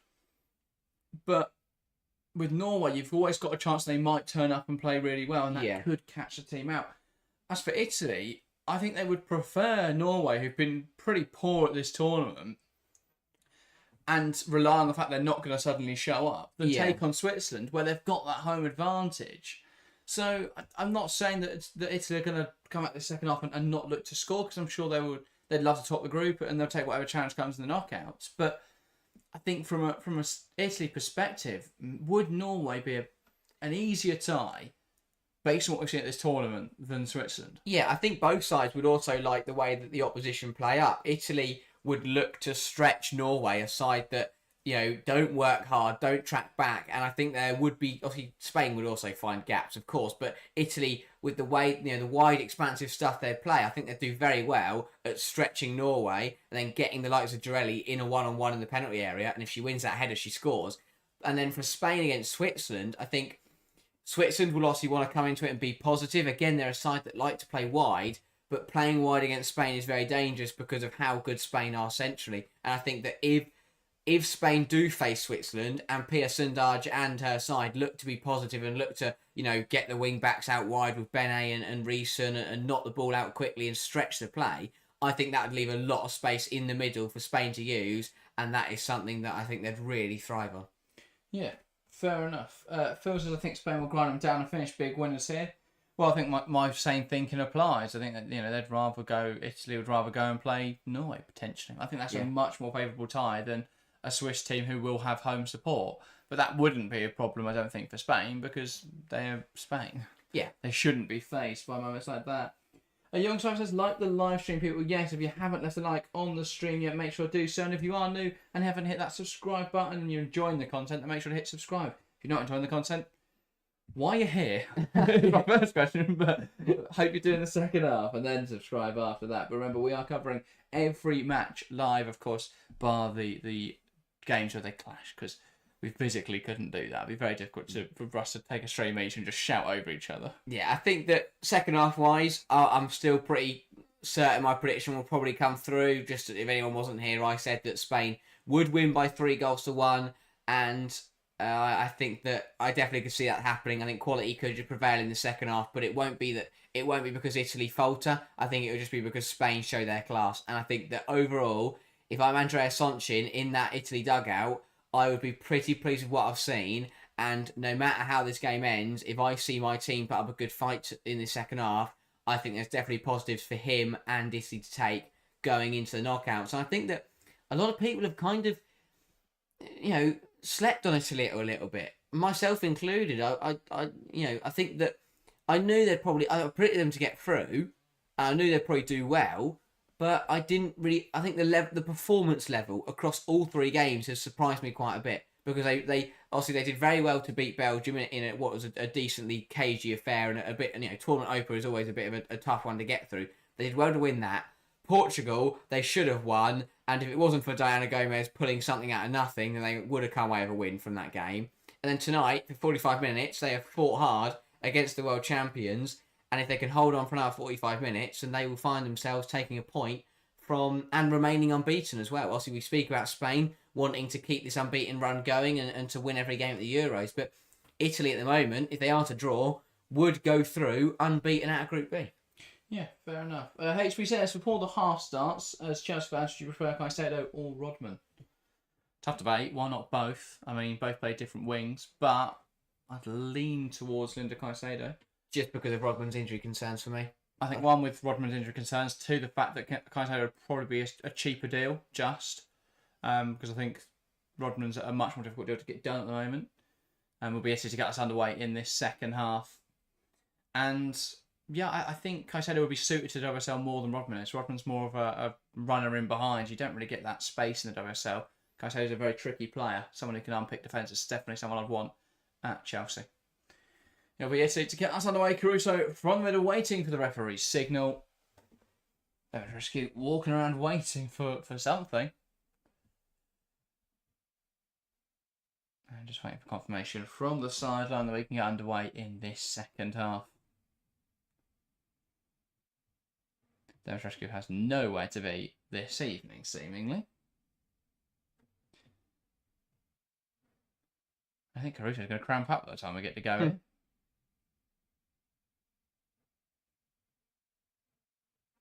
Referee finally blows the whistle and back underway for the second half. Caruso knocks it back, and it's 45 minutes. Italy 1, Spain 1 at the half. Italy, with a goal, could go top of the group. Spain, if they can hold on or, of course, go on to win, would see themselves through as group winners.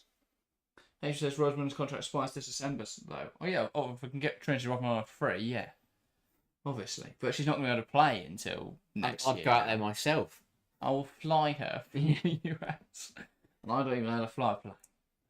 Actually, don't fly her. Flicking behind. Cantore lays it back. Caruso takes aim just slightly behind her, and Spain were able to recover quickly. And the ball cannons around and back into the possession of Nan Claras. Good football, though. Good start from Italy. Again, looking positive, looking lively. And Caruso just couldn't find the finish, but yeah, just couldn't sort her feet out in time. The ball just didn't fall nicely for her. She needed that to run straight onto her right foot so she could hit that first time. Yeah. So Smith and Kelly both right wing. Who will start? Smith. Different games, but Smith will start probably. I love how Chloe Kelly left Man City because she wasn't happy being a rotation winger to join Arsenal, where she is a rotation winger. She's behind probably Smith, Caldente and Ford, and then arguably me, depending on the game. So, yeah. I just don't understand that one. The signing of Chloe Kelly, apart from obviously the PR behind it and the fact that it's a good feeling about getting Chloe Kelly and the fans love her, but it does, from a football sense, it doesn't make sense unless someone like Beth Mead is leaving this summer. Yeah, either someone's leaving, or they didn't know that they were then going to go spend £1 million on Olivia Smith. Or Caldente's going to play midfield, and then they've got 4 first-team wingers, but true. That's completely blocked the path as well for Vivian Leah. So, yeah, so many questions at Arsenal, but I think overall Smith's a really good signing for them. Yeah, 100%. So, yeah, I think it does spell the beginning of the end though for Beth Mead, I have to say. I'll tell you what, if Mariana Caldente here by Caruso, and she'll try to keep it on, struggle. So, yeah, be careful kicking the ball away like that. We've seen what Caldente can do when she is around other top quality class players. See a brilliant tournament. I think I put out a poll today about who has been Spain's best player, and Putellas got a lot of the votes, but the comments were definitely saying that, Karen Taylor's been phenomenal. I think that's spot on. Yeah, Putas will get the most votes on anything, though. I could he's the best goalkeeper in Spain, and then Putas in the poll and she'll win it. Very popular player, Alexia Putas. Understandably so, a brilliant footballer. Oh, yeah. But when she wins the Ballon d'Or at the end of the year, I won't be surprised. Paredes. Out to the left-hand side, Uwahabi. Here's Caldente, passing inside. Putas couldn't quite get there. Salve. Don't know why she's carried that so far. Piemonte loses it. Mendes. Is he a little out of shape here now? Paraluelo. She's set to Bonmati. Have to say also, just to bring it out there, I think Italy's discipline has been much better tonight. Cuts inside. Looks so dangerous tonight. Athenaeus still going. It's cut away. Gallardo. Oh, that's a really disappointing way to concede. Patrick Gallardo finishes off a chance. Just drills a shot towards goal. And Giuliani just reacts way too late to it. Italy 1, Spain 2. Italy will be so disappointed because that is a really poor one to concede. It is. But Spain have scored. Gallardo's done well to find the bottom corner.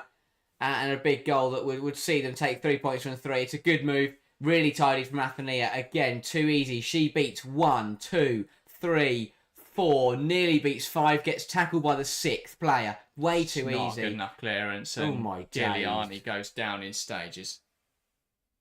Off the shin. Rolling towards the goal. Giuliani's a day late and $1 short. I mean, it's a really confusing one from Giuliani because there is no one in her way of that. So she doesn't see it late. She just, I don't really know, just doesn't seem to read it at all. Athenaea, though, with the drive inside, creating the confusion. She's played brilliantly. So. Brilliant. I mean, it's way too easy. She nearly beat half the team there if she drove inside. But what a good move from Spain, as you say. Athenaea looks really dangerous, but a bizarre one, really bizarre one to concede. It's the thing, Spain, as good as they are, do often get the rub of the green with things like this. I mean, how Giuliani hasn't reacted to that. Bonmati. Excellent turn. Driving towards Scar. One back in there by Boatin. And now Spain, high up the field. Mendes. Again, all about the reaction for me. All about the reaction for Italy. Don't get bogged down. Don't collapse like other teams have this tournament so far. Make sure that you don't just allow Spain a 15-minute period where they just tear you apart. Athenaea. Fernandez. Paredes. Now across to Mendes out to the left-hand side. Here is Uwahabi. Caldente. Mendes. Caldente. That's cut out by Cantore. There's a foul in there, but Paredes comes away with the ball. Bonmati, lovely flick around the corner into Puteas. Puteas cut out by Salve, and OC will look to play. That Piemonte foul, by the way, is a best example of why you never back out of a challenge. She backed out of it, went into it half-heartedly, and two things happen. You either end up getting injured or you end up committing a foul. And she ended up committing a foul because she went in there half-heartedly, she got there late, and then bumped into Mendes and committed a free kick. If she'd thrown herself at that, she'd have won that ball. Got to back herself. Piemonte up against Mendes there. Too soft. Phil says, to be fair, Kelly wasn't even in rotation at City. Yes, because she kicked up a stink about being a rotation player, and wanted to move, so Taylor refused to play her. Mead will go back central soon. She was a striker until Arsenal and only went out wide due to Viv. Beth Mead can't play as a striker. She's just too small to hold the ball up and not quick enough anymore to play in behind. And you've already got Aguimang, Russo and Blacksenius there. I say they already shoehorned Russo into the 10 to fit Blacksenius in. Oh, again, brilliant foot from Spain. They're moving this ball really nicely. Oh, clumsy from Bonansea. Don't think there's much intent there, but Bonmati ducks her head. There's not. That's not a nice one at all. It's not really a high foot. It's just unfortunate. Just Fernandez, sorry. Oh, no, she goes more a knee. Actually, there's not too much. I thought she kicked her in the face. It needs the shoulder, won't it? Yeah. Look like. Well, Fernandez did a really good job making a meal of it. I mean, there's a mark on her stomach, but she's gone low there, and then surprised when she gets caught. Yeah, it is a foul, and this one I think, could be a yellow card potentially because Bonansé is very late. I think that, but again, you've got the free kick. That's all. Yeah. Gallardo. Now Mendes knocks out to the left-hand side. Putellas back towards Harvey. Gallardo. Caldente down the line into Putellas. Being forced backwards. Alex says, you guys Chelsea fans, don't you want to watch the Club World Cup final? Yeah, I would have wanted to, but it clashes with the live stream, so we can't. I won't lose sleep over it. If it was the Champions League final or something, then maybe I'd make an exception. Yeah, at the end of the day, we're committed to this Euros. It's been really good. We're enjoying to cover it. It is also England as well, so that is an added bonus. The only streams I'm missing, Harry can cover, and I've got commitments I can't get out of really. But I will be here all the time. Do not worry. I'm not going anywhere. So don't worry. All day, every day, I just sit here and wait to stream. You don't have a real. I just put him up like an Android just before we go live. But yeah, no. Chelsea win. That's fine. Don't worry. Oh, PSG, no, man. Always do the thing where I don't when people try and record football matches and then try and manage to watch them when they get they can. Can't imagine. Can't. No, but also it's impossible nowadays. You can't do that anymore. If you're 50 and your phone doesn't get instant notifications about everything, or internet, and if you're not live streaming on YouTube where people are inevitably going to talk about the game, if you're in an environment where you're not on social media and the people you socialise with don't watch football, then absolutely you get away with it. But if we tried to record it, we'd get phone notifications. Loads of people will come and chat, and someone will come and chat and mention it. We get messages from people. It'd just be impossible. You can't do it. The youngsters are nowadays, I guess. Phil would have a problem with it. He can do what he wants. Here's see if news via pigeon. One of the box headed away. Just slagging him off. Yeah, that's it. Formatic, so taking aim. That's blocked. Out for a corner. Italy just hanging on now a little bit. They're just riding out this wave. But again, they did this in the first half. If they can get out of this next 5-10 minutes, which might be a bit of a slog, then this game will eventually just settle down again. But Spain are looking, they have these periods after they score where they try and just put loads of pressure on you and score even more. If Italy can just withstand that, then they'll be in good stead once they come out of the other side. But it is a corner for Paraguay. Sao Paulo ball in towards the back post, pushed away by Giuliani. And it's one back well. Not convincing again from Giuliani. Yeah. Who now launches the ball long, looking for Cantore. Shouldn't have tried to bring that down. That was going to take a worldie of a touch to get that on the deck. Should have just read the bounce and ran onto it. Yeah. Gallardo. Ball in behind, looking for Caldente. Oh. Giuliani making a mess of that. And Spain now out the pitch. Putellas, Bormati, back towards Putellas. Unconventionally dealt with them by Salve, who volleys away a ball into the box. Parallel can't meet it. Boateng putting it out clumsily. Someone's got to tell her that she doesn't need to put that out of play. That she can bring that down and use it. Putellas on the deck anyway, clutching her side. What happened here? Just collision. Yeah, collided. Bad, really. Collided in there with Oliviero. Feels annoyed. Says, I got rid of my pigeons 2 years ago. Got a BlackBerry and a fax machine now. Oh, nice. Up with the trends. Changes going for both sides then. It's Cristiano Girelli who'll be coming on for Italy. And Vicky Lopez coming on for Spain. Whether that'll be for Putellas or Bormati, we will see. I'd assume Putellas because she's played every game. That picture there, that shot of both of them on the sidelines need to be framed. That is iconic. While Spain turned to an up-and-coming hotshot who is delivering at the moment at the highest level, Italy turned to a veteran who is also still delivering at the highest level. Just the 16 years between them. Ball to the back post, headed towards goal. Bounces out. Spain want another. I have to corner, say, and they haven't got one. Spain have got to be. Italy got to be careful that Giuliani doesn't let them down in the knockouts, because it has been. I think what's happened is she does an error, and this happens very easily in football. Now she's kind of just lost away a little bit. A little bit. Change coming off. It's Athenia coming off. So Lopez into a slightly different role here. She'll come onto this right-hand side. Then you'd assume like for like, or are they going to go for the game now, basically? Why? Why would you not bring Puteas off from Resta?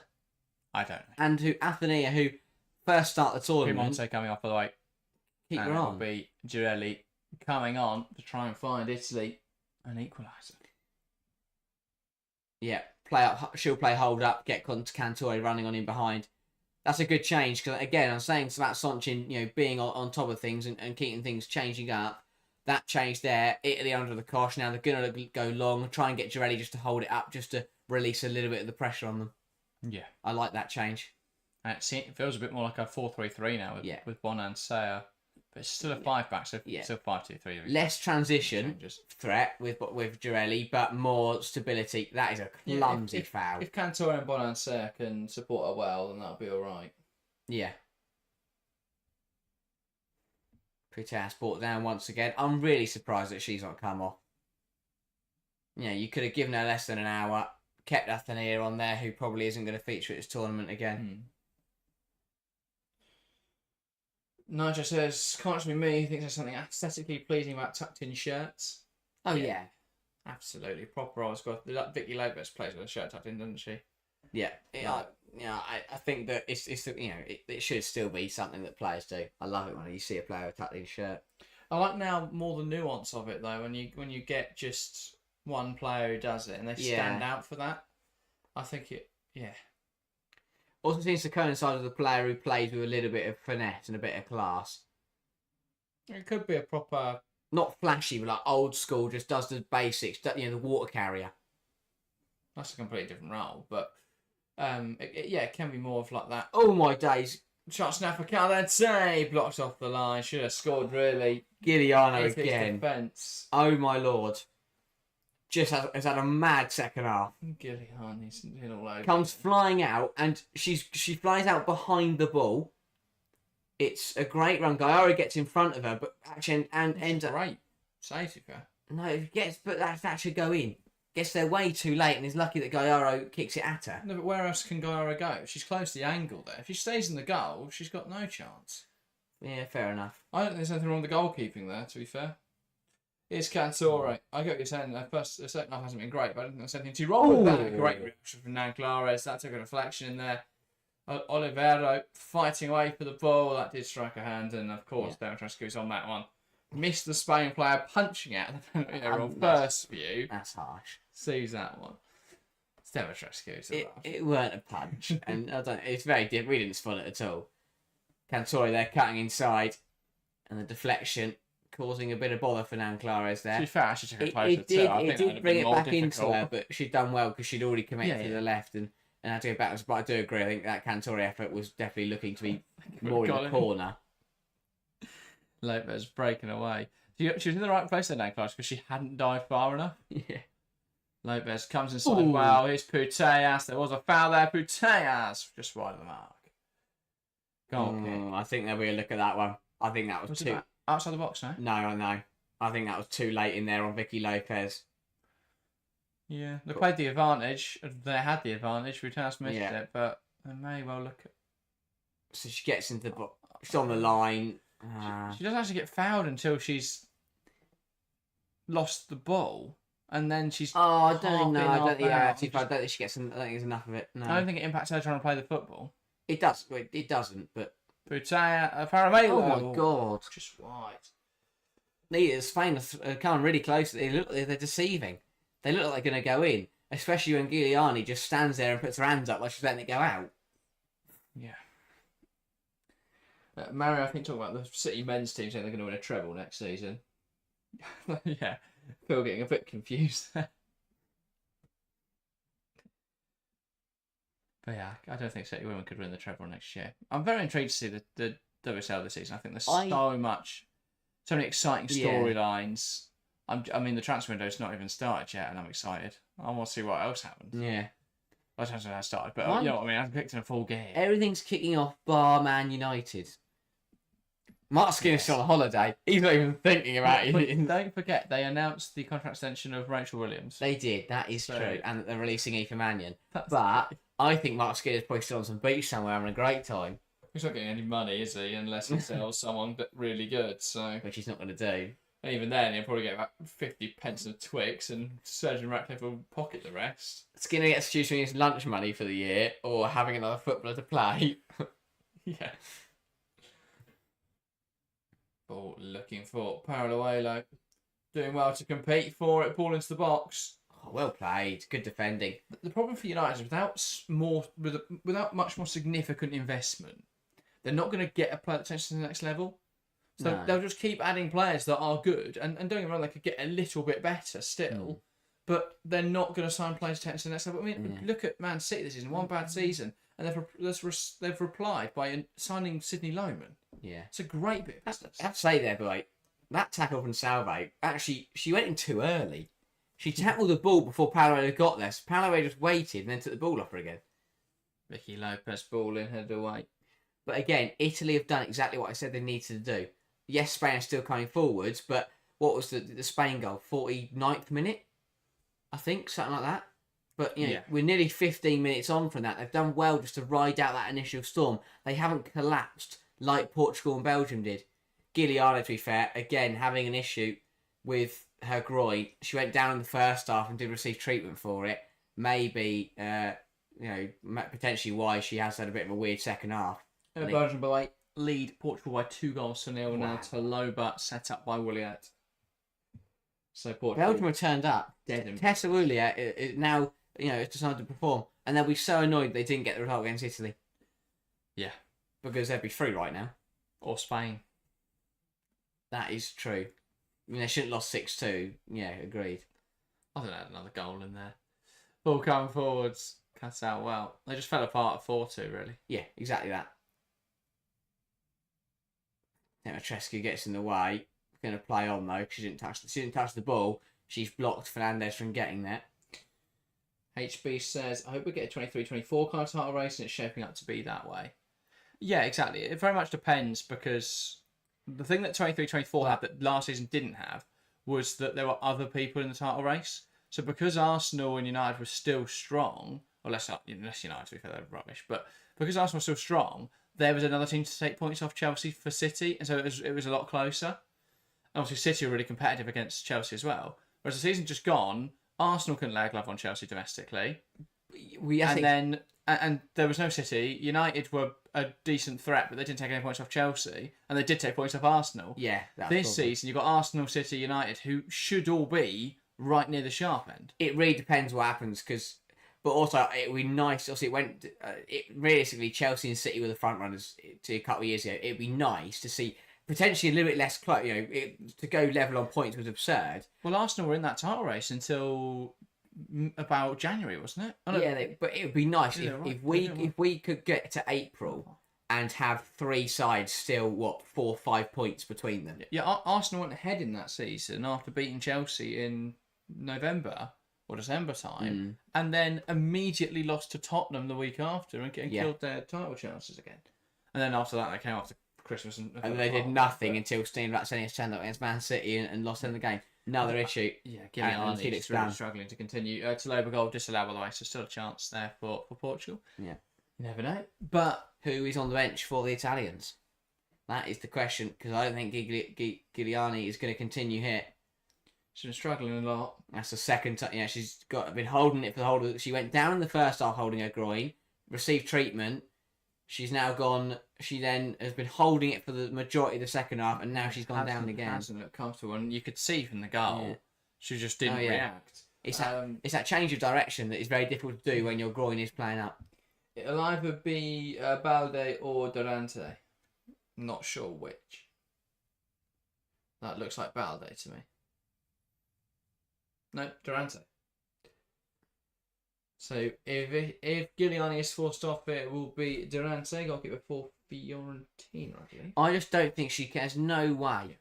I've never seen a goalkeeper go down this often and have to stretch out her groin so much. There's no way she's in a good state, or even if she is, Spain are just going to shoot every time now because they know she's struggling. Yeah, Alex says United can pull players for the UWCL. Well, they haven't, though. It's the problem. The problem is Chelsea and Arsenal have that advantage over them, and City clearly are willing to spend more money than them. So where is the incentive for players to join United right now? Giuliano will continue.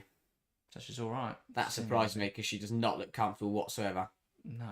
And I can't stand this because if you come off now, there's no shame in it. But if she gets further injured and then can't play in the knockouts, it's a huge blow. Or now makes a, I mean, I know they're losing the game now, but, could make another blunder. But she should just rest up. And, clearly there is a problem with her groin. Yeah. And, we'll probably see defenders now start to take the goal kicks as well. That's got to be something they look to do. Because, again, that will just take the load off it. No, to be fair, they're not launching them too much anyway, are they? They aren't too fair. But yes, just a change of direction. If your groin's playing up, you can't shift quickly. And here comes double change for Spain. It's Esther Gonzalez and Claudia Pina. So they've just seen that Italy have got a goalkeeper, hampered by injury. How can we put pressure on this situation? So let's throw Pina and Gonzalez on. Yeah, exactly.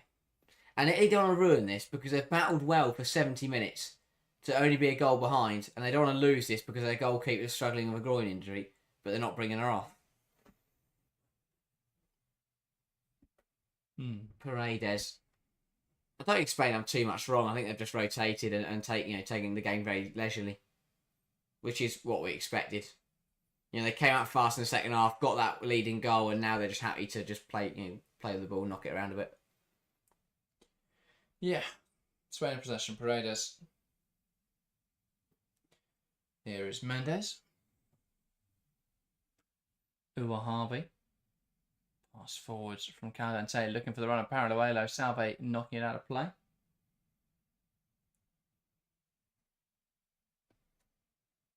And now Spain with the throw-in.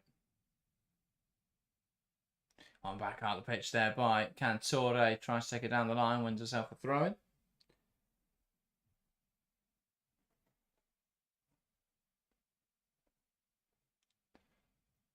And so Spain readying the changes now. Not sure if they'll come on in this stoppage. That'll be the next one, most likely. Ball thrown forward from Lenzini, flicked in there by Girelli. Not quite able to come away with the ball though. Italy. Girelli's been playing almost as a 10 in this team actually. When they've come forward, she's dropping in obviously as a false 9 type role, and then allowing Bonansea and Cantore to make those runs beyond. At the moment they're just not quite getting those flick-ons. No. And when they press, it operates more as a classic 9, but yeah, a bit more of a false 9 role for this evening than an out-and-out striker. Puteas switching the play, great ball across to Mariona Caldente. Can she find another goal here for Spain? Takes too long. Now Puteas, nice effort, but it's saved out by Giuliani, who reacts fast. Yeah, well claimed, good football from Spain.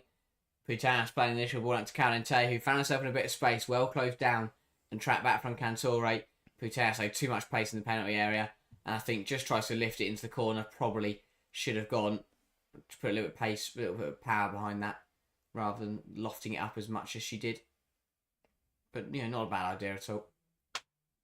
Yeah, indeed. Vicky Lopez, tidy footwork. Loses possession now. Inici will try and come forwards now. Giuliano. Here is Salve. Italy in possession. Tries to carry that past Paralluelo. Just wanted to drag her back there. Paralluelo resisted the urge. With the changes coming on, do you think we could see Pina come in and Puteas come out? Potentially. Would that make more sense than move everything around a little bit?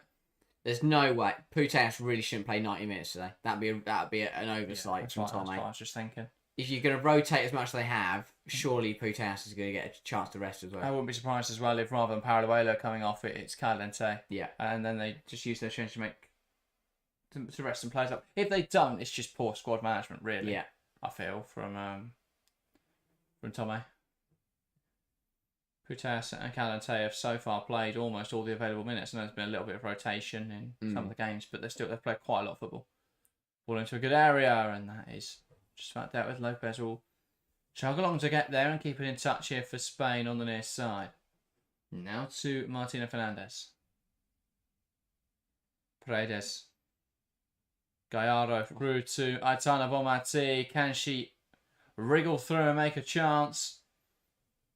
Gallardo takes aim straight down the throat of Giuliani, who clutches the ball gratefully to her chest and uses this moment to get a bit of respite. Yeah, not bad from Gallardo, does well, knocks her first touch in front of her, but just drills it straight at the goalkeeper, and it's a pretty easy claim for Giuliani.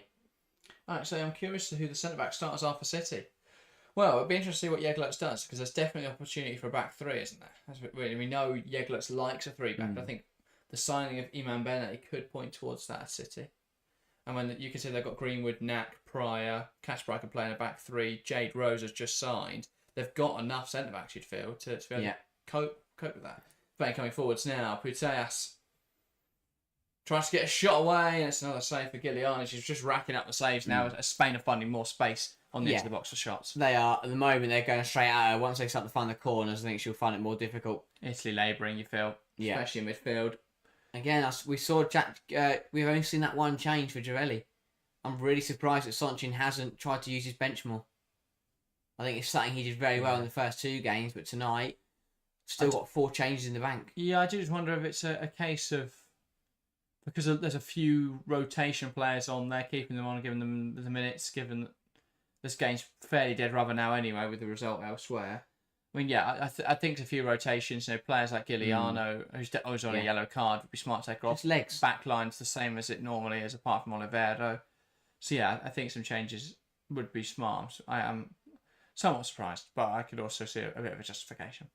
Matip tries to squeeze that through an impossible gap. Here's Lisa Boateng. Now they'll try and play out. Tidy stuff this from Italy. Girelli flick on doesn't come out good from Caruso though, forces the error. Break. I know, play that pass forward Oliveira. It was interesting where they would use him for the back three. Yeah, that was my only problem with what they might try and do, because she likes to play as an out-and-out wing. And my only thought is if they use the left wing back who is happy to invert, but that's probably not Uahabi. But I think it's a role she could play. But if they could find someone who'd be happy to sort of make a more inverted run, maybe that could be an option. Bonmati. Here's Lopez. And then right side's easy because she'll either play Fowler, who can cut inside, or go wide. Bonmati! Great effort. Tipped wide by Giuliani. Really good stop that. Does well to get to full stretch, get 2 hands behind that. It's a great start. So really tidy effort from Bonmati. Gets half a yard, curling towards that top left corner, places it perfectly. But a really good palm from Giuliani to keep this game at 2-1, and now Spain will make their changes. Changes coming. I should say, by the way, I do think City will probably play a 4-2-3-1 as much as a 3-4-3 would be more fun and more Yeglutz. I think it will play a more conventional shape. Double change. It is Calente and Paraluelo, so I was right that Calente would come off. Makes sense. I don't know why Alexa Putellas is still on the pitch, because why has she got to play for a minute this Euros? I'm not sure. She's trying to go for a record. Maybe. Gonzalez on up front, and it'll be Pino onto the left wing. I thought Italy were also ready and changing their own, but maybe not. Maybe they weren't. Raz says Italy doing very nicely. Well, the result is nice. They are starting to really struggle now with handling Spain coming forwards. Pino over this. What's your confusion? Who's gone to Italy-Spain with an England flag? I don't know. Italy are making a change. Seferini coming on for Giuliano. That one makes sense, as you say. Giuliano on a red card, on a yellow card. Don't want her to get banned for the quarterfinals. Just bring her off now. And Bonan and Sarah also coming off as part of a double change. But yeah, I get that, obviously, if you're an England fan, no harm going to this game, but you don't take your flag and wear your shirt. No. It's weird. Salve's off, and I've changed the back line. Piga coming in. Well, he said that Soncin made any changes, and now he's making them all. Just slowly. Yeah. That took a minute and a half for 3 players to come on the pitch and 3 players to come off. Yeah. Ball into the box. Oh, we're still not going. What's going on now? No, Danachescu wants to have a chat with. Bit of fighting, seemingly. Harold says, how's the game? It's one of those where, because of the result elsewhere, seemingly no one's that bothered. Italy know that provided that Portugal aren't winning 5-0, which they're not, they're losing, they're through. So they're not really pushing too aggressively. And yes, Spain are through, and they know that. Ball into the box, and that is out of play. Another corner. Alex says, imagine they signed Fridolin Rolfo for left wing back. Yeah, left wing back type role. I think Rolfo will probably end up at London City, if I'm honest. I don't think a top club takes her because of her injury problems, but I think London City with money and WSL could entice her. We'll see what happens. I think she can still play at a decent level. I'm just worried about her injuries. Ball into the box, header wide. Out for a goal kick. Yeah, Mendes arriving, just runs onto the ball really, and doesn't make brilliant contact with it.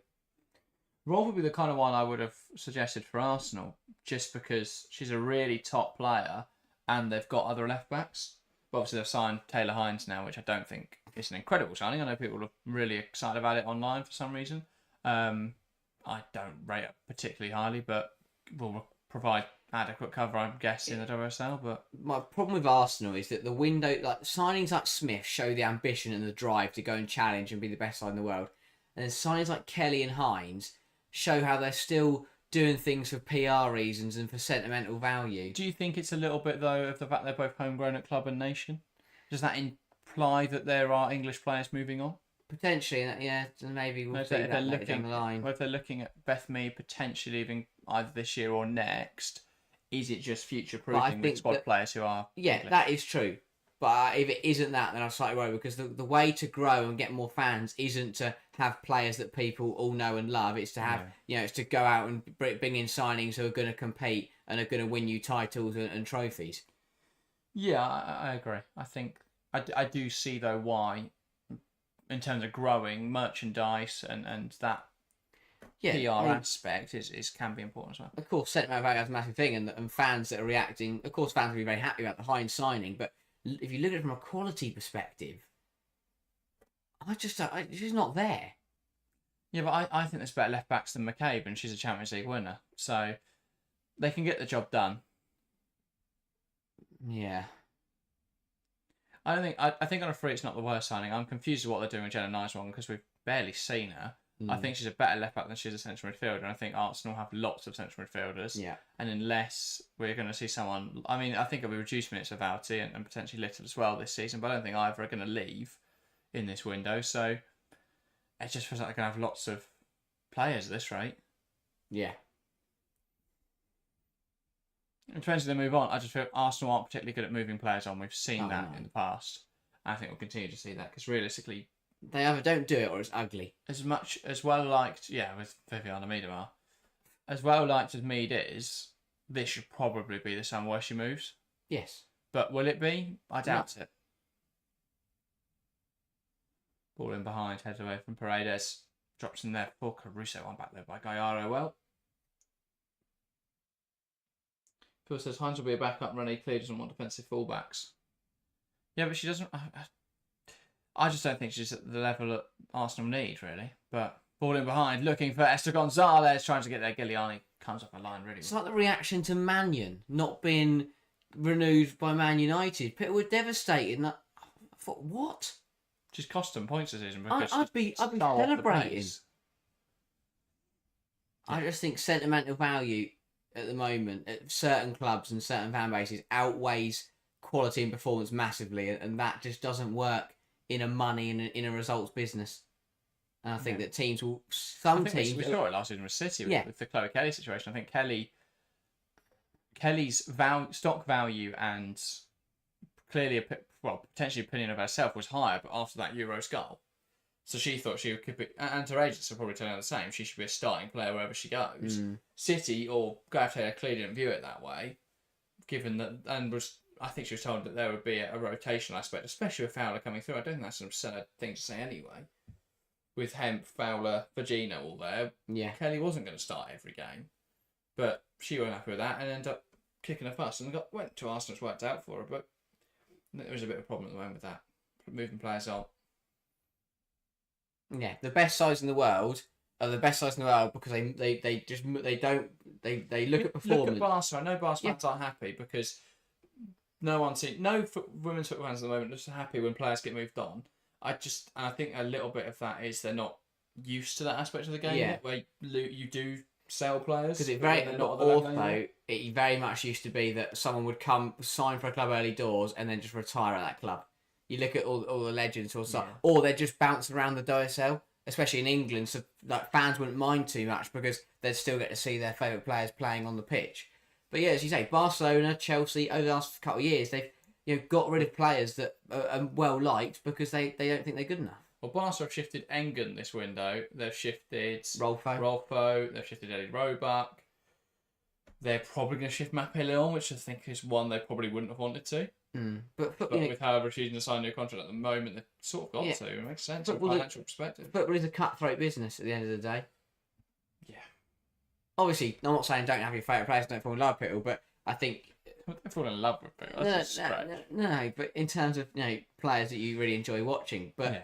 I think that it's important to not just get really angry at your club when they let a player go, but just because you like that player. Depends on what yeah. Depends on the situation. Of course. One held high bias to Gonzalez. This game was really fizzled out, isn't it? As I said, Spain started fast, got the goal they needed, pushed on for more. Italy rode out that storm. So Spain kind of went, okay, we're not going to get past you. We'll just knock the ball around and see what happens. We spent the last 20 minutes talking about transfers. By the way, for the people watching in the live chat, we were talking earlier about potentially doing transfer live shows over the summer. Get involved in the live chat. Let us know. Is that something you'd be interested in seeing and watching? And be honest. Please be honest. Because we don't want you guys to go, that's a great idea, and then no one turns up. So if it is something you want, then obviously great idea. But because after the Euros, obviously, when we've been live streaming every day, what we want to do is more live streams. Yes. No, on a less joking note. As I said, I just sit here all the time. It's great to engage, and we're not going to have any games in August, really, because there isn't much on. We'll obviously watch a bit of the pre-season when that comes around. So we'll have those at the end of August. But until mid-September now, there isn't a lot to stream. So we're planning on doing some non-game streams. So if you are interested in that, let us know in the live chat. And we might try and sort something out there. Ball into the box from Severini, blocked there by the Spanish defender. It's no matter how this game ends, Italy can take a lot of positives from this game. And of course, before everyone says, yes, Spain have rotated and they're taking their foot off the gas, it doesn't mean much. But just from an Italy point of view, to hold Spain at the moment to a 1-goal deficit, it has been a valiant performance. They haven't given in, they haven't crumbled, and I think it just shows that when a team actually gives Spain a fight for 90 minutes, it is difficult for Spain. Yes, Spain are exceptionally good, but Belgium lasted 55 minutes. Portugal lasted 5. That isn't good enough at this level. Italy, they have not stopped fighting for this 85 minutes, and it pays off. They're only 2-1 down. If they'd thrown in the towel once Spain found the winner, or when they equalised in the first half, this game would be 5-6-1 by now. So ball in. Not calling out for Italy. Delivered. That's headed away by Putellas. Strike from range. It's going to bounce away. It's cleared away well.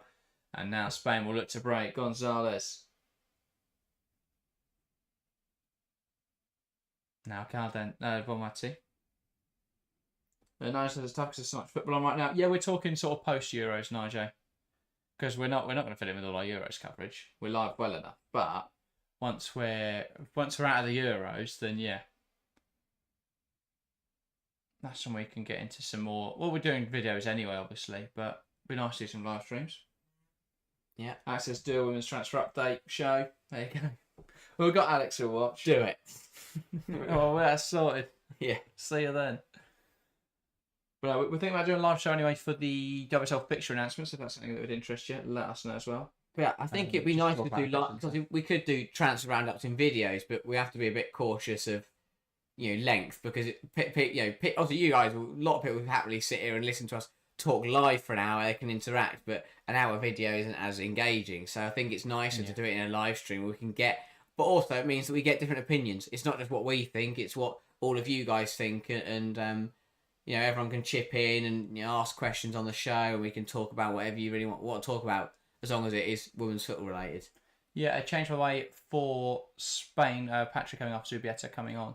The other thing is, for people that can't catch live streams, hopefully they'll still have a bit of watchability afterwards. Yeah, which we don't really have with the live matches, obviously, because it's just a game of football that's already happened. Demachescu in an argument here with Tommy. Or Caruso, potentially. There's a few different Tommy was talking to someone. Maybe she was just shouting into the clouds. Yeah. Feels like you watch anything. Brilliant. Get to know Phil. Just Fair We'll enough. put a black screen on next week. Phil here talking to himself. Portugal have leveled up. Telma and Carnacel with a goal. They've missed a massive opportunity tonight.